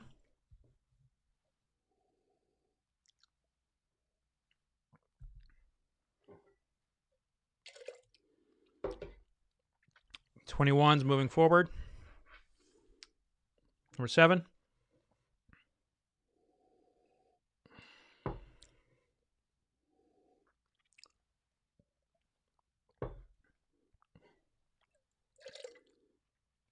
Number 7's moving forward. Number 12.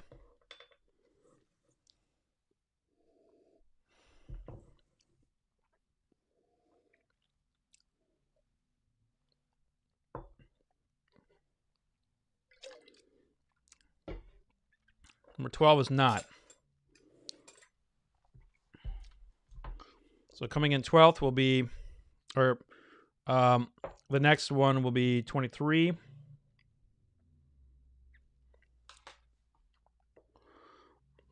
Do 2 at 11. 12 at 10.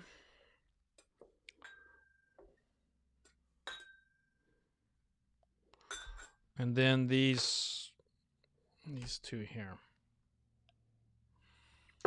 And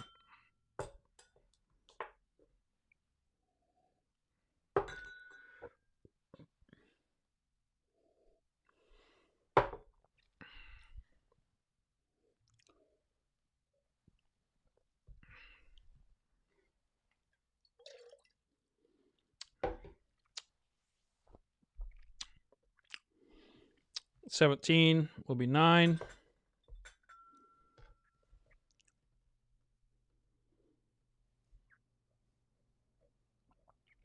I swear to God, no one can read my handwriting.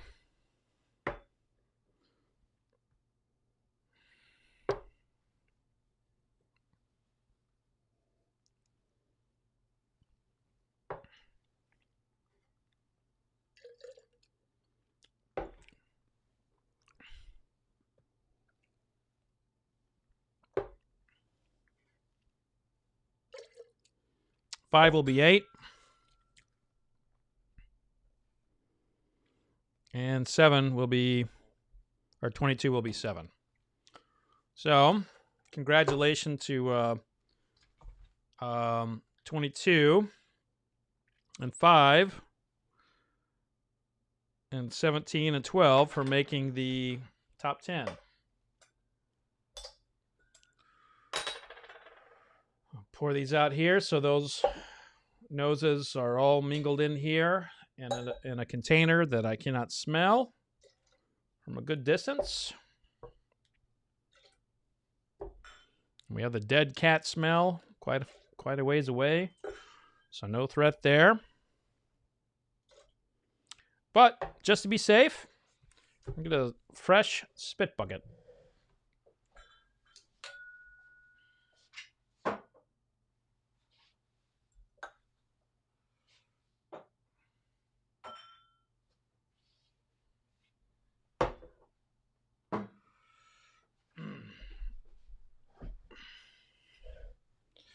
Okay, here we are. Here we are to the top 6.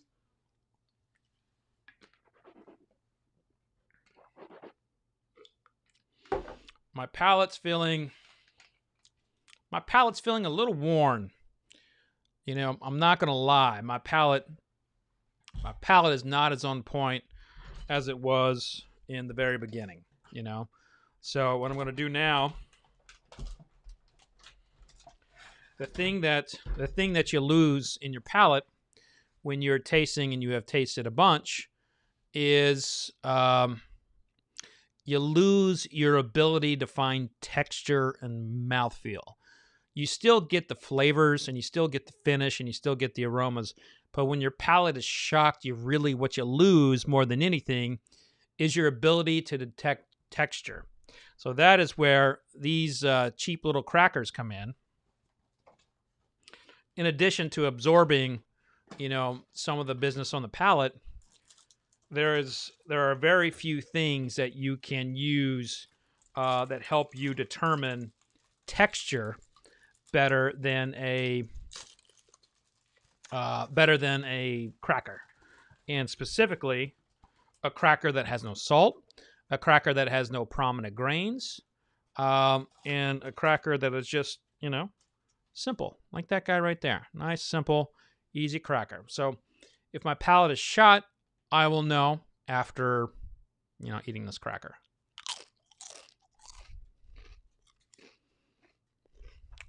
Okay. So what I'm trying to figure out, I'm moving it around my tongue, and I'm making sure that I can feel all around my tongue. And I got a pretty good sense on that one. I'm going to have one more.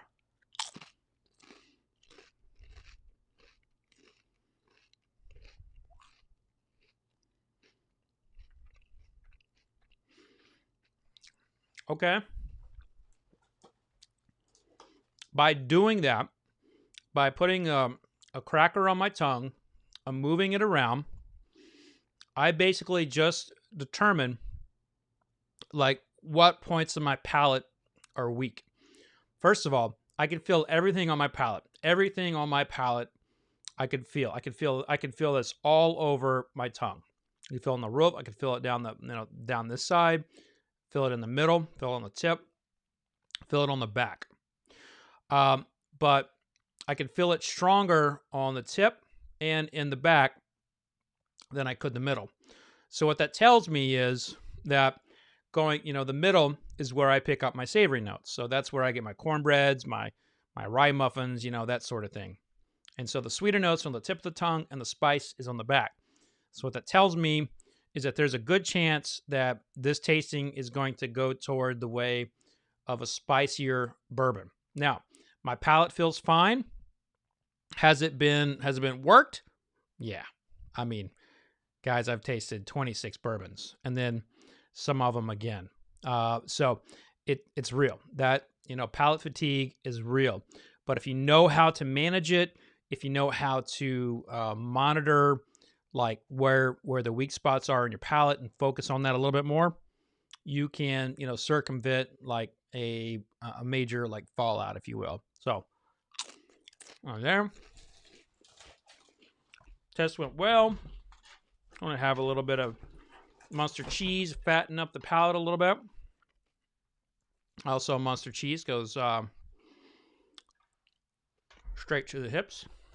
And after that, I'm going to have an almond.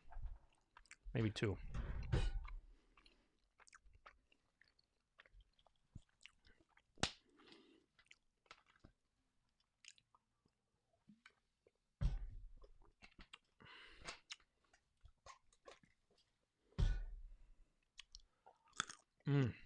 Yeah, there we go. So we've had the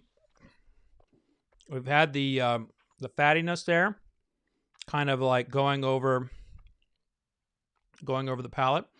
Now Zach on Periscope is asking me if I like gin and tonics. In fact, I love gin and tonic. It's one of the most refreshing, beautiful things to drink, but not with bad gin. You gotta have good gin.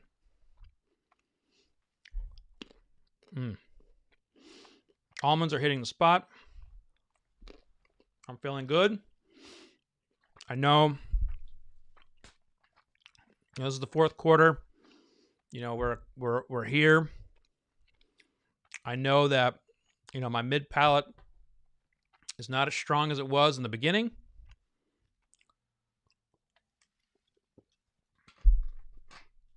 But you know something? We got this. I got this.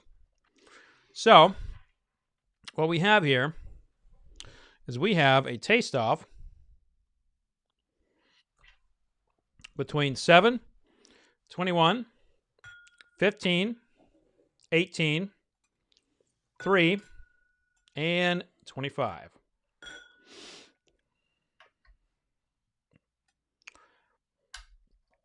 Start with 25.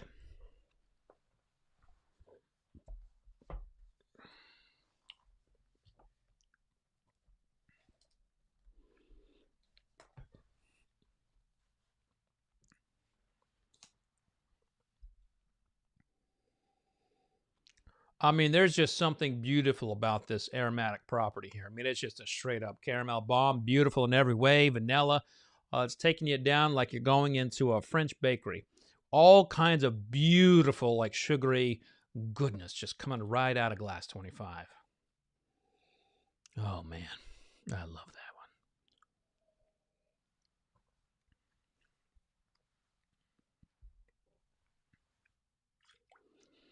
that one. So now's the stage where I'm taking a look at how many points on the palate it hits. You heard me talking about like making sure that my palate was strong, that I still had it going. Well, now we're taking a look at the points of the palate that these whiskeys hit. And 25 just opens it up and it just dives in on every single inch of my tongue. Now it's not going down, it's not going up.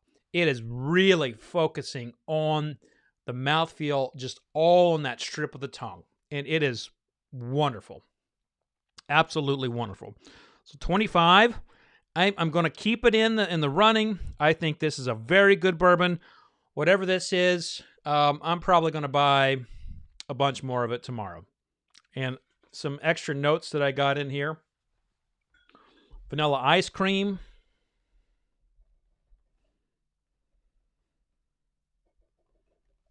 And like creme brulee. Now, what did I say last time? Caramel, cherry, bread crumble, bread pudding, banana. So add the vanilla ice cream to that note, and add the creme brulee, which could, in some opinions, be a graduation of the caramel note. Glass 3.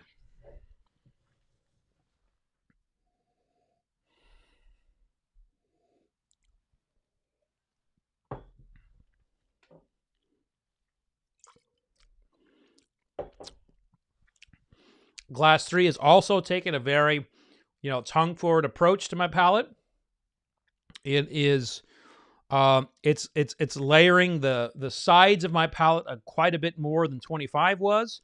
However, the notes are not quite as prominent, and it definitely doesn't coat the whole palate. So 23, I'm just gonna, or number 3, I'm gonna put off over here as like, you may still be a contender, but it's going to depend on how these other 4 shake out. Like, I think, like, if I'm choosing right now, I feel like it's 25 against the field. So, as you know, if you bet on horses, it is fantastic to hit on a show. And I think 3 has the potential to be a show. 18, 15, 21, and 7. These all got here for a reason. Let's take a look. 18.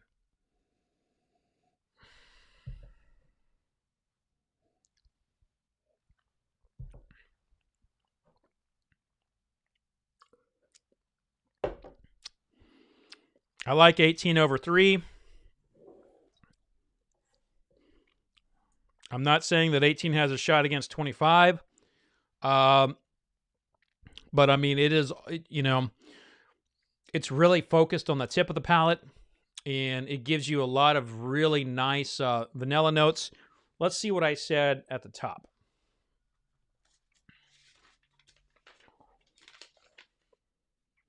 Cornbread, honey, salt, chocolate.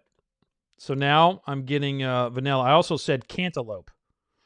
Cantaloupe is not a note that I normally get, and I did not get it on that tasting. So, you have to go back to your notes and, recall the memories of, that's why you taste, multiple times. And let's face it, in a tasting of nearly 30 bourbons, and then you taste them multiple times, you need to be able to rely on your past tastings. But I do know that I like 18 over 3 at this moment, so let's go to 15 and see where that stacks.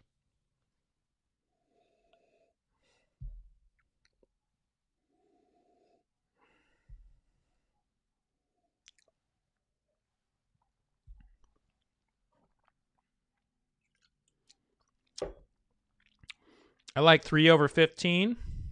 and 18 over 15. 21. 15 was very nice, but it's just not, I don't really want to comment on it. You know, it didn't really bring me to commenting. Hint of coconut in it.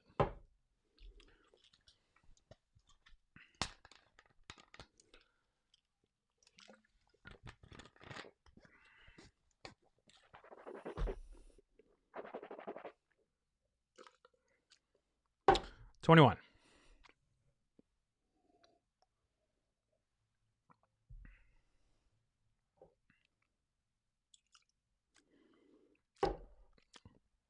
Putting 21 ahead of 15. 3 ahead of 21. 7. 21 had a really nice approach, but I got just a hint of like an herbally anise-ish kind of, you know, flavor that I just wasn't drawing me in.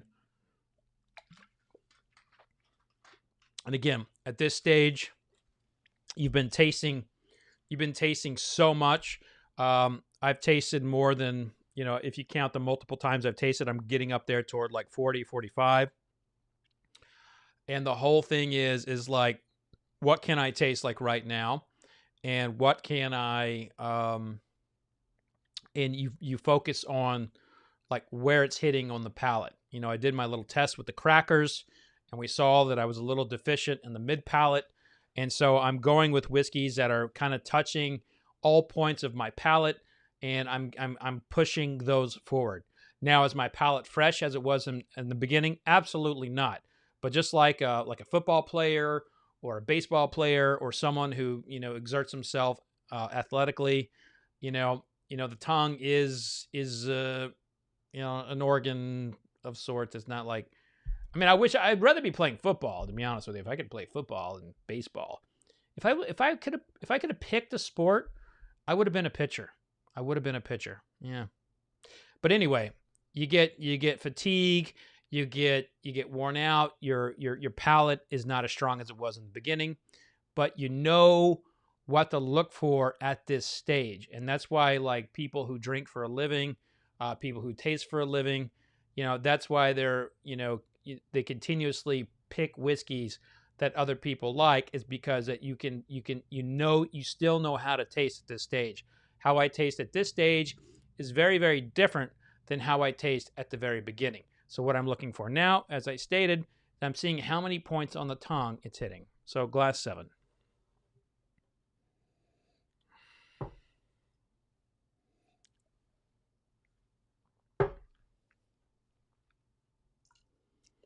Glass 7, 18, and 25 are your top 3.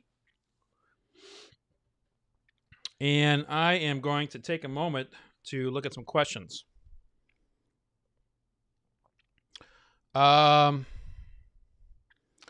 U.S. Coins. That's a fantastic name there, U.S. Coins.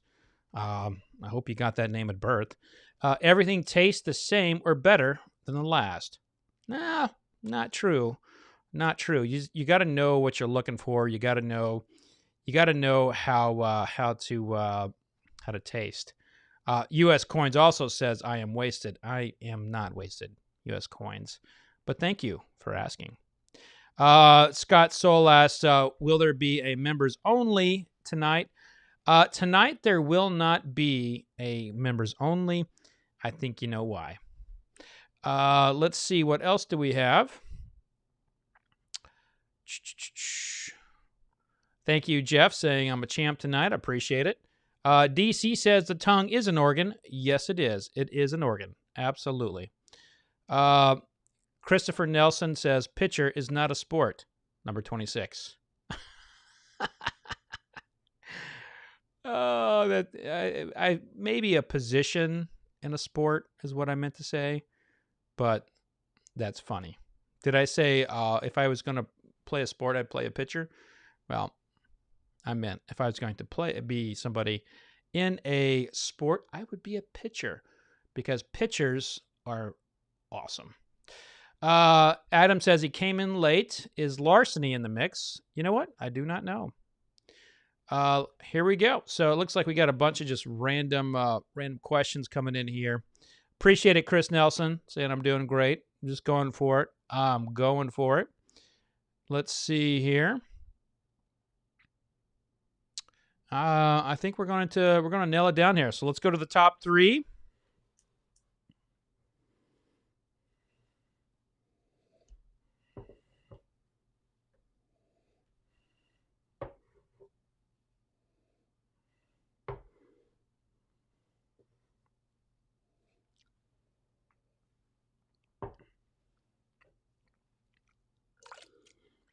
Mm.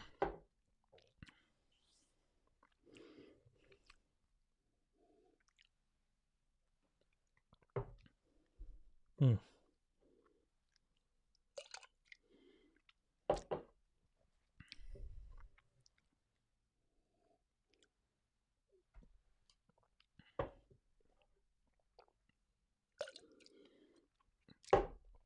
It's a dead draw, man. 25 just got a hair on him.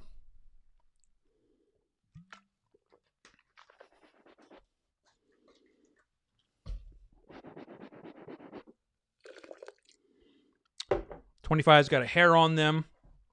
So now it's really going to come down to the finish. What I like to do on the finish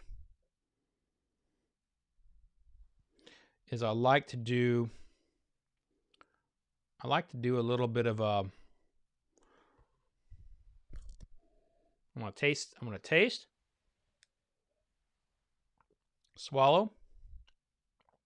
Now we'll see how long it finishes.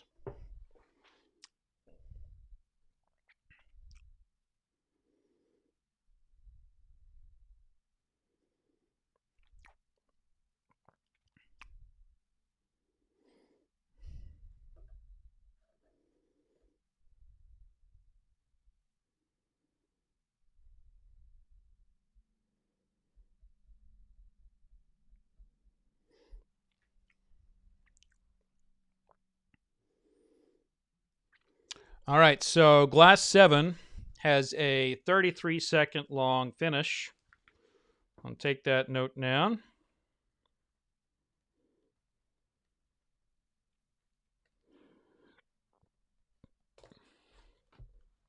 It's a very strong, very respectable finish. If I were doing tasting notes on this, I'd say it would be borderline long.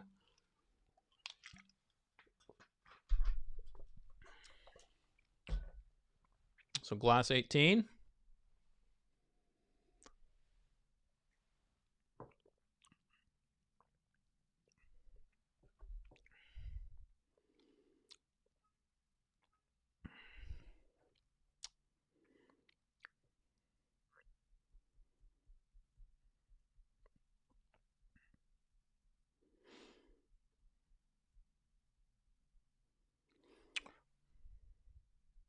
So glass 18 has a 22-second finish.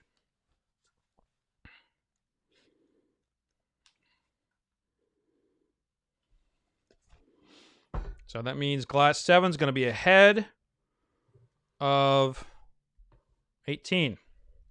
So now it's at 25, which has been feeling like the favorite for much of the night.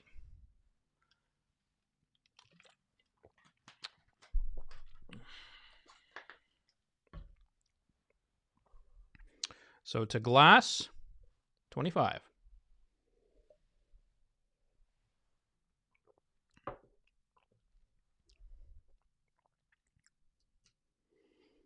You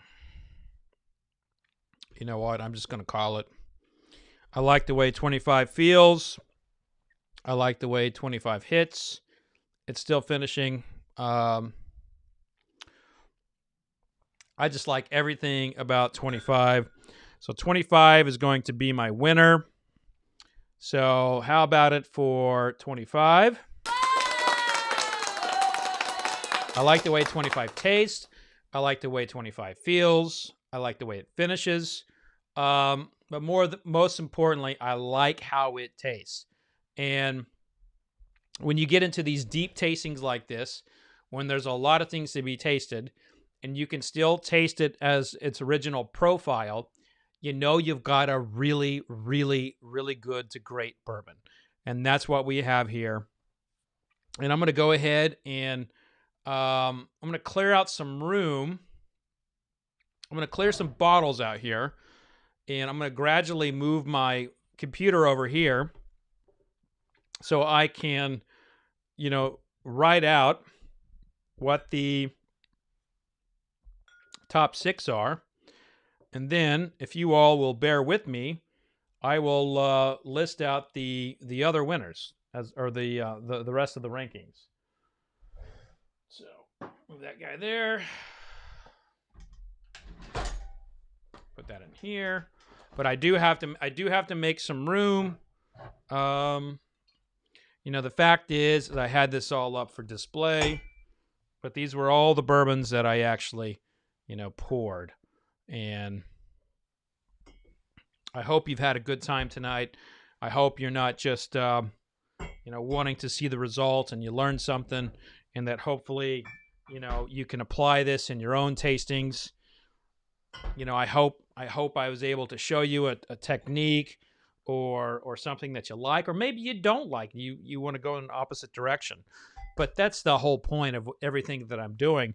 So I'm trying to take some of the things that I've learned over the years and bring them out publicly, because I believe that if we taste together, we taste better. And it's a true story to tell you that people like Chris Morris, Parker Beam, Evan Colesfiend, Drew Colesfiend, people like that have all had an enormous impact on how I taste, on what I've learned, as well as people in the wine industry. A lot of people don't know this, but I cut my teeth, in tasting wine and actually being a professional wine reviewer for the likes of Tasting Panel and Sommelier Journal. And in fact, it was in 2012 when I was up for Louis Roederer's International Wine Writer of the Year competition that I was in this room with all these incredible legends, all these great wine writers and wine personalities. And I said, I just want to be around bourbon people. And it was nothing against wine. It's just my passion was really in bourbon because of the people. So that's kind of it. So here we go. I think I've made enough good quality room. Ooh, that didn't sound good. All right, so I'm gonna move this over, move these over here. Now, I'm going to list the top 6. This is how I'm going to do it. I'm going to list the top 6 right here on the computer, and then I'm going to go back over here and tell you what the remaining top 26 were. These will also be available in their entirety tomorrow on fredminnick.com. So with that said, I need to write them all down here so I don't screw that part up. Okay, 6, 15.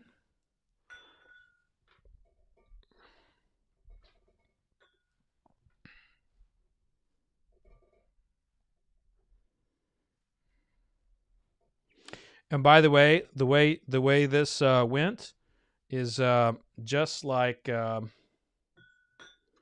much just like every competition I've ever been a part of.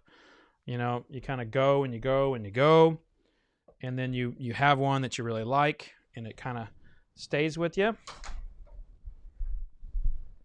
Yeah, there we go. There we go. There we go. So everybody's asking about the after party tonight for the members, and at the moment, we do not have an after party set.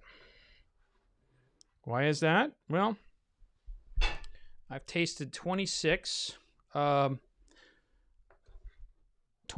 bourbons several times, and I would hope that would be enough.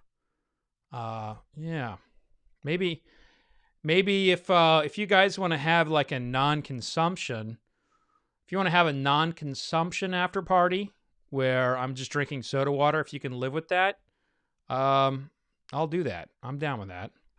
You guys talk amongst yourself, and if you're not a member, folks, you can become a member. Just click that join button right next to the subscription button. And the members, we just basically hang out, chat, and we have a good time. It's a good time.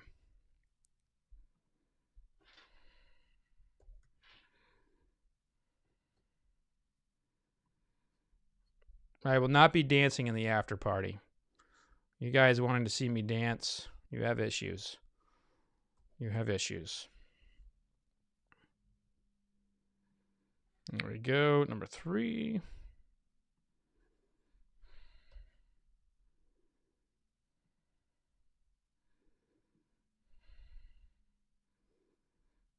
I'll try to give number 1 a lot of room there. So I hope everyone's had a good time tonight. I've enjoyed doing this. It's always a pleasure to taste with you and to hopefully do some fun stuff. But go ahead and click that subscribe button. If you're not a subscriber, we'd love to have you. And man, this is just YouTube is so cool for me. Simply because like all my live events went away, all my opportunities to get out and talk to people kind of dried up because of COVID. And so YouTube gave me an opportunity to chat with people and hang out. And that's what this is all about. And so we're going to go ahead and tell you. So like number 6, coming in at number 6 was 15. So 15 was the quote caramel bomb. So let's find out what 15 was, coming in at number 6.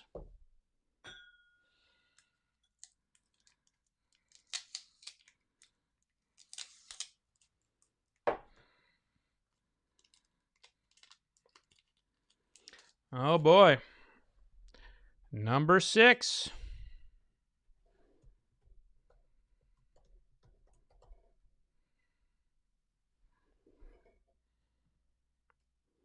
Who had Elijah Craig as number 6? A lot of people had them pegged for being number 1 for me because I have been known to have sometimes a Heaven Hill palate in these taste-offs. And so for Elijah Craig to come in at number 6 is, it's respectable, but I think it might be a shock or an upset for others. Number 21. It looks like Greg said he had Elijah Craig for number 1. So, coming in at number 5 is 21. I said 21 was delicate and had a lot of complexity.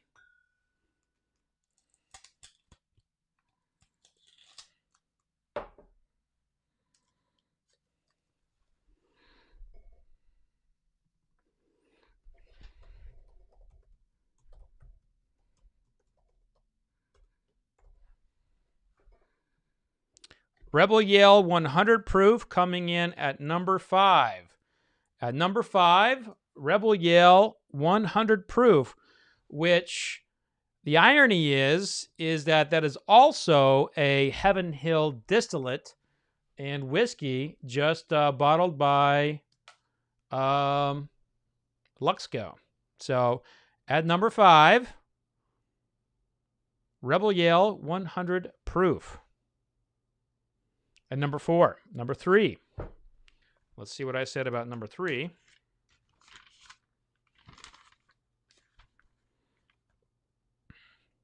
Cornbread, molasses, caramel, sweet honey, jalapeno. All right. I thought number 3 was a solid.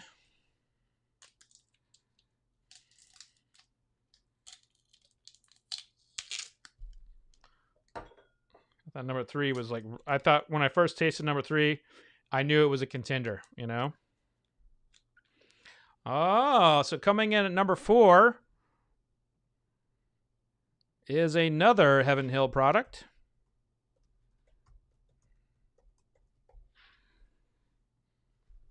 Which happened to be my my best everyday American whiskey of 2019. So the fact that we basically have 3 Heaven Hill distillates in the top 10, that's I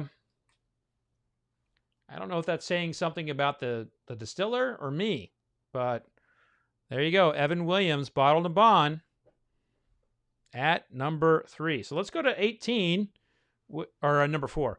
Let's go to 18, which was number 4.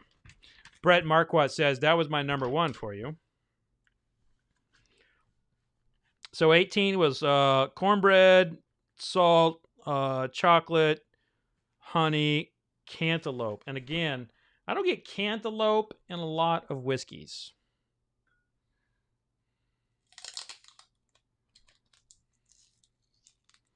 $18. Here we go. Coming in at number 3.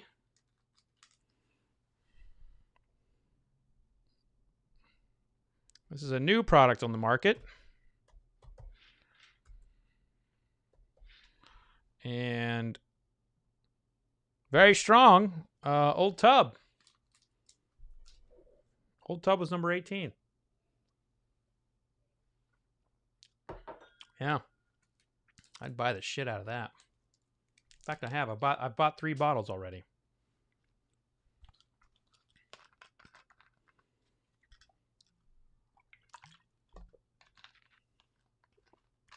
John Wheeler asked, I'm sure you had some idea of what you were tasting, basically. That's actually not true. I don't always, if you focus on what you're trying to taste, you're basically putting all of your efforts into like, oh my gosh, what is this? What is this? What is this? Instead of like breaking it down. So I try not to focus on that. Does it happen? Yeah. I mean, sometimes I'm like, oh yeah, that's totally Dickel, or that's Beam, or that's Heaven Hill. But I don't seek that. I don't look for that. So in number 2 was number 7. Let's see what I said about number 7 off the top. I tell you what, this is stacking up to be a very respectable top 10. I'm gonna straight say it. This is a very respectable top 10. Nutella, caramel, grain, multi-grain toast with like the seeds on the outside, and orange zest were my initial notes on 7. So, which Elijah Craig was it? This was a basic everyday one. So coming in at number 2.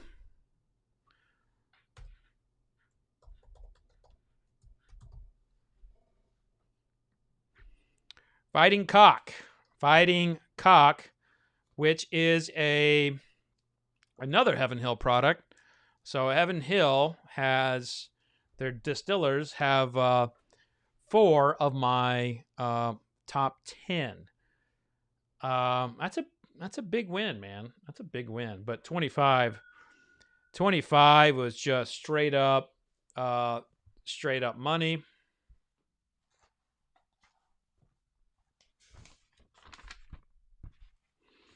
Diana Moore says, first saw you on Moonshiners and loved it. So glad I found you in your awesome video podcast. Thank you so much. Thank you, Diana. I appreciate that. Yeah, Moonshiners is a great time. I've had a lot of fun with that cast. And all the recordings there, it was all real. I was not coached or anything like that. I mean, amazing time. So 25, my initial notes here were caramel, banana, cherry, and bread, pudding, and crumble. I think I had some later notes of saying vanilla ice cream and creme brulee. 25 has been the most delicious of the night for me. It's hit every point of the palate. I would put this up against pretty much anything that I've tasted. All.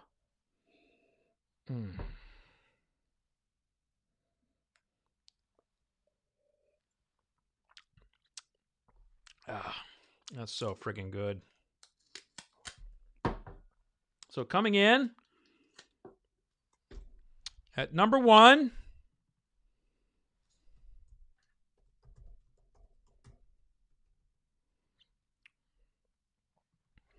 is a basic, everyday Old Forester 100 proof.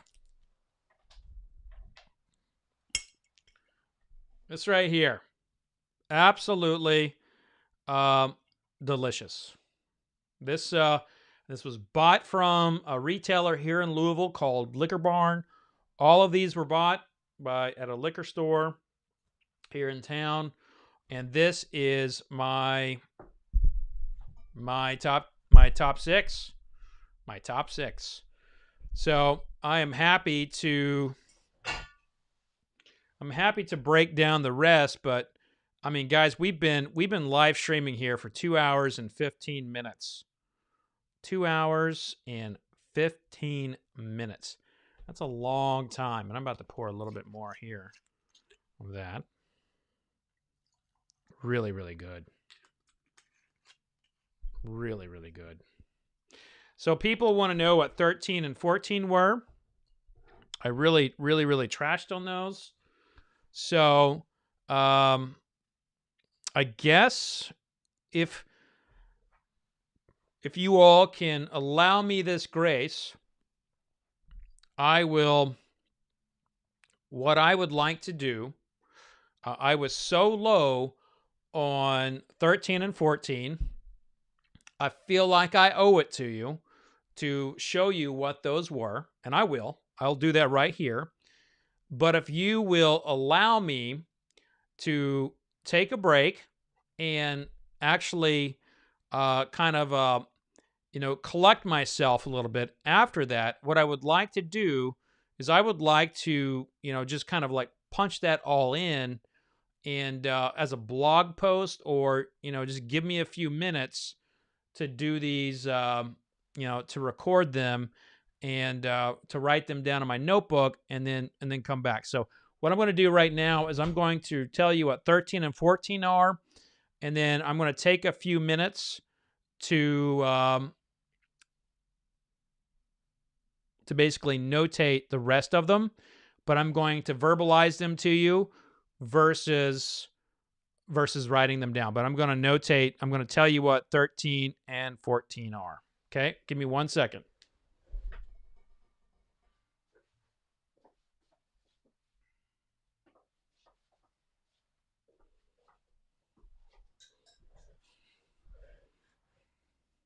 So now comes the time where, like, I tell you that this is what I tasted. You may taste something differently. You may taste something that you like out of these things. And,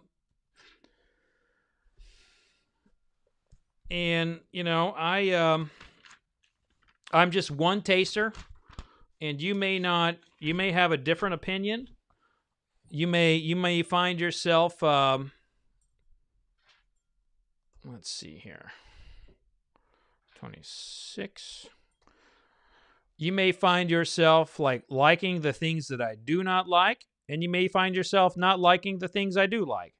So, take that for what it's worth. I am just one person, one taster, and you should never take my opinion as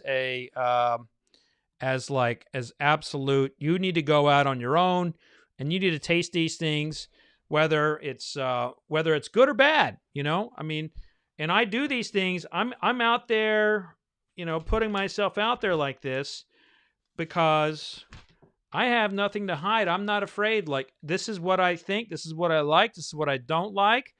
And I want people to, taste for themselves. But I'll tell you now what 14 was, which is 26th place, and 13, which was 25th place. So coming in at 26. Okay, so 26.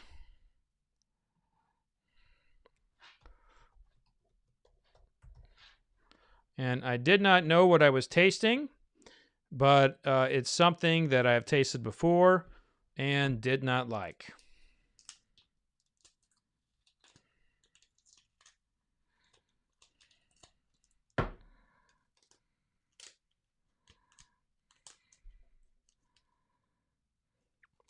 Wow. Wow. This is something that I used to buy on a regular basis. Wow.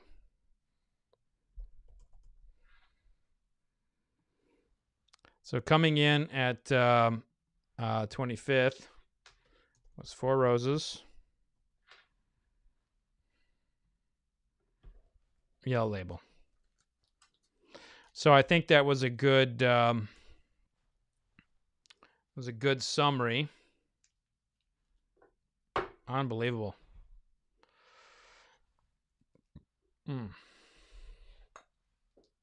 That is a shocker that Four Roses came in so low. Wow. Shocker.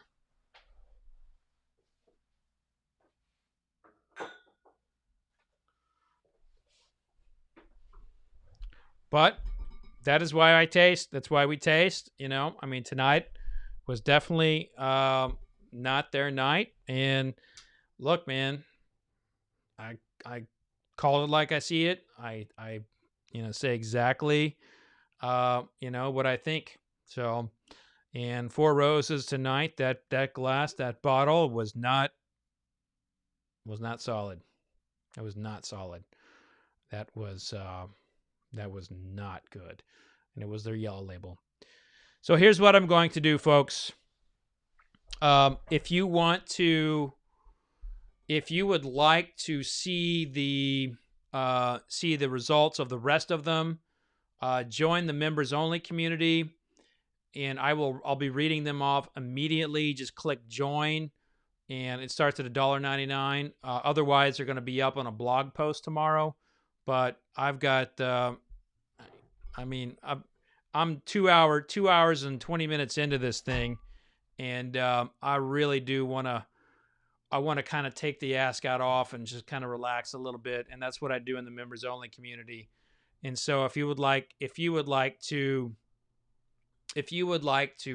join, just click the join button next to subscribe button, and that is on desktop only.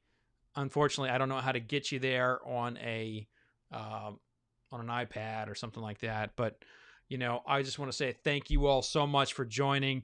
The results will be on my blog tomorrow, so go to fredminnick.com and subscribe. But I will be reading off the rest of the rankings for the rest of the night in the members only group. But here in your top 6, Elijah Craig, very strong. Rebell Yell 100 proof, very strong. Evan Williams Bottle and Bond, extremely strong. Old Tub, Fighting Cock, Old Forester 100.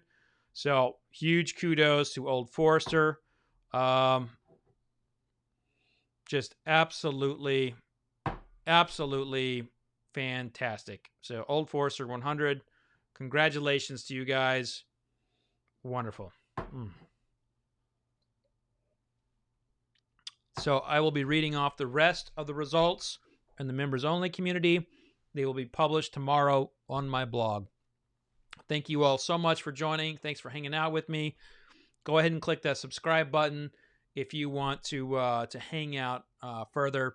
I've got next week. I'm doing the next round. I've got the basically the $26 to $40 range, and then I'll have a special guest next week as well. This week's special guest is the Neverly Boys. Amazing musicians. Go check them out. They're a lot of fun. But also, he's from Sweden, and we're going to talk about vodka. What he thinks about vodka. So be sure to come hang out with us in the members only community. Cheers, guys. Be safe out there. Don't lick handrails. Don't lick trash cans. And remember, vodka sucks. Cheers.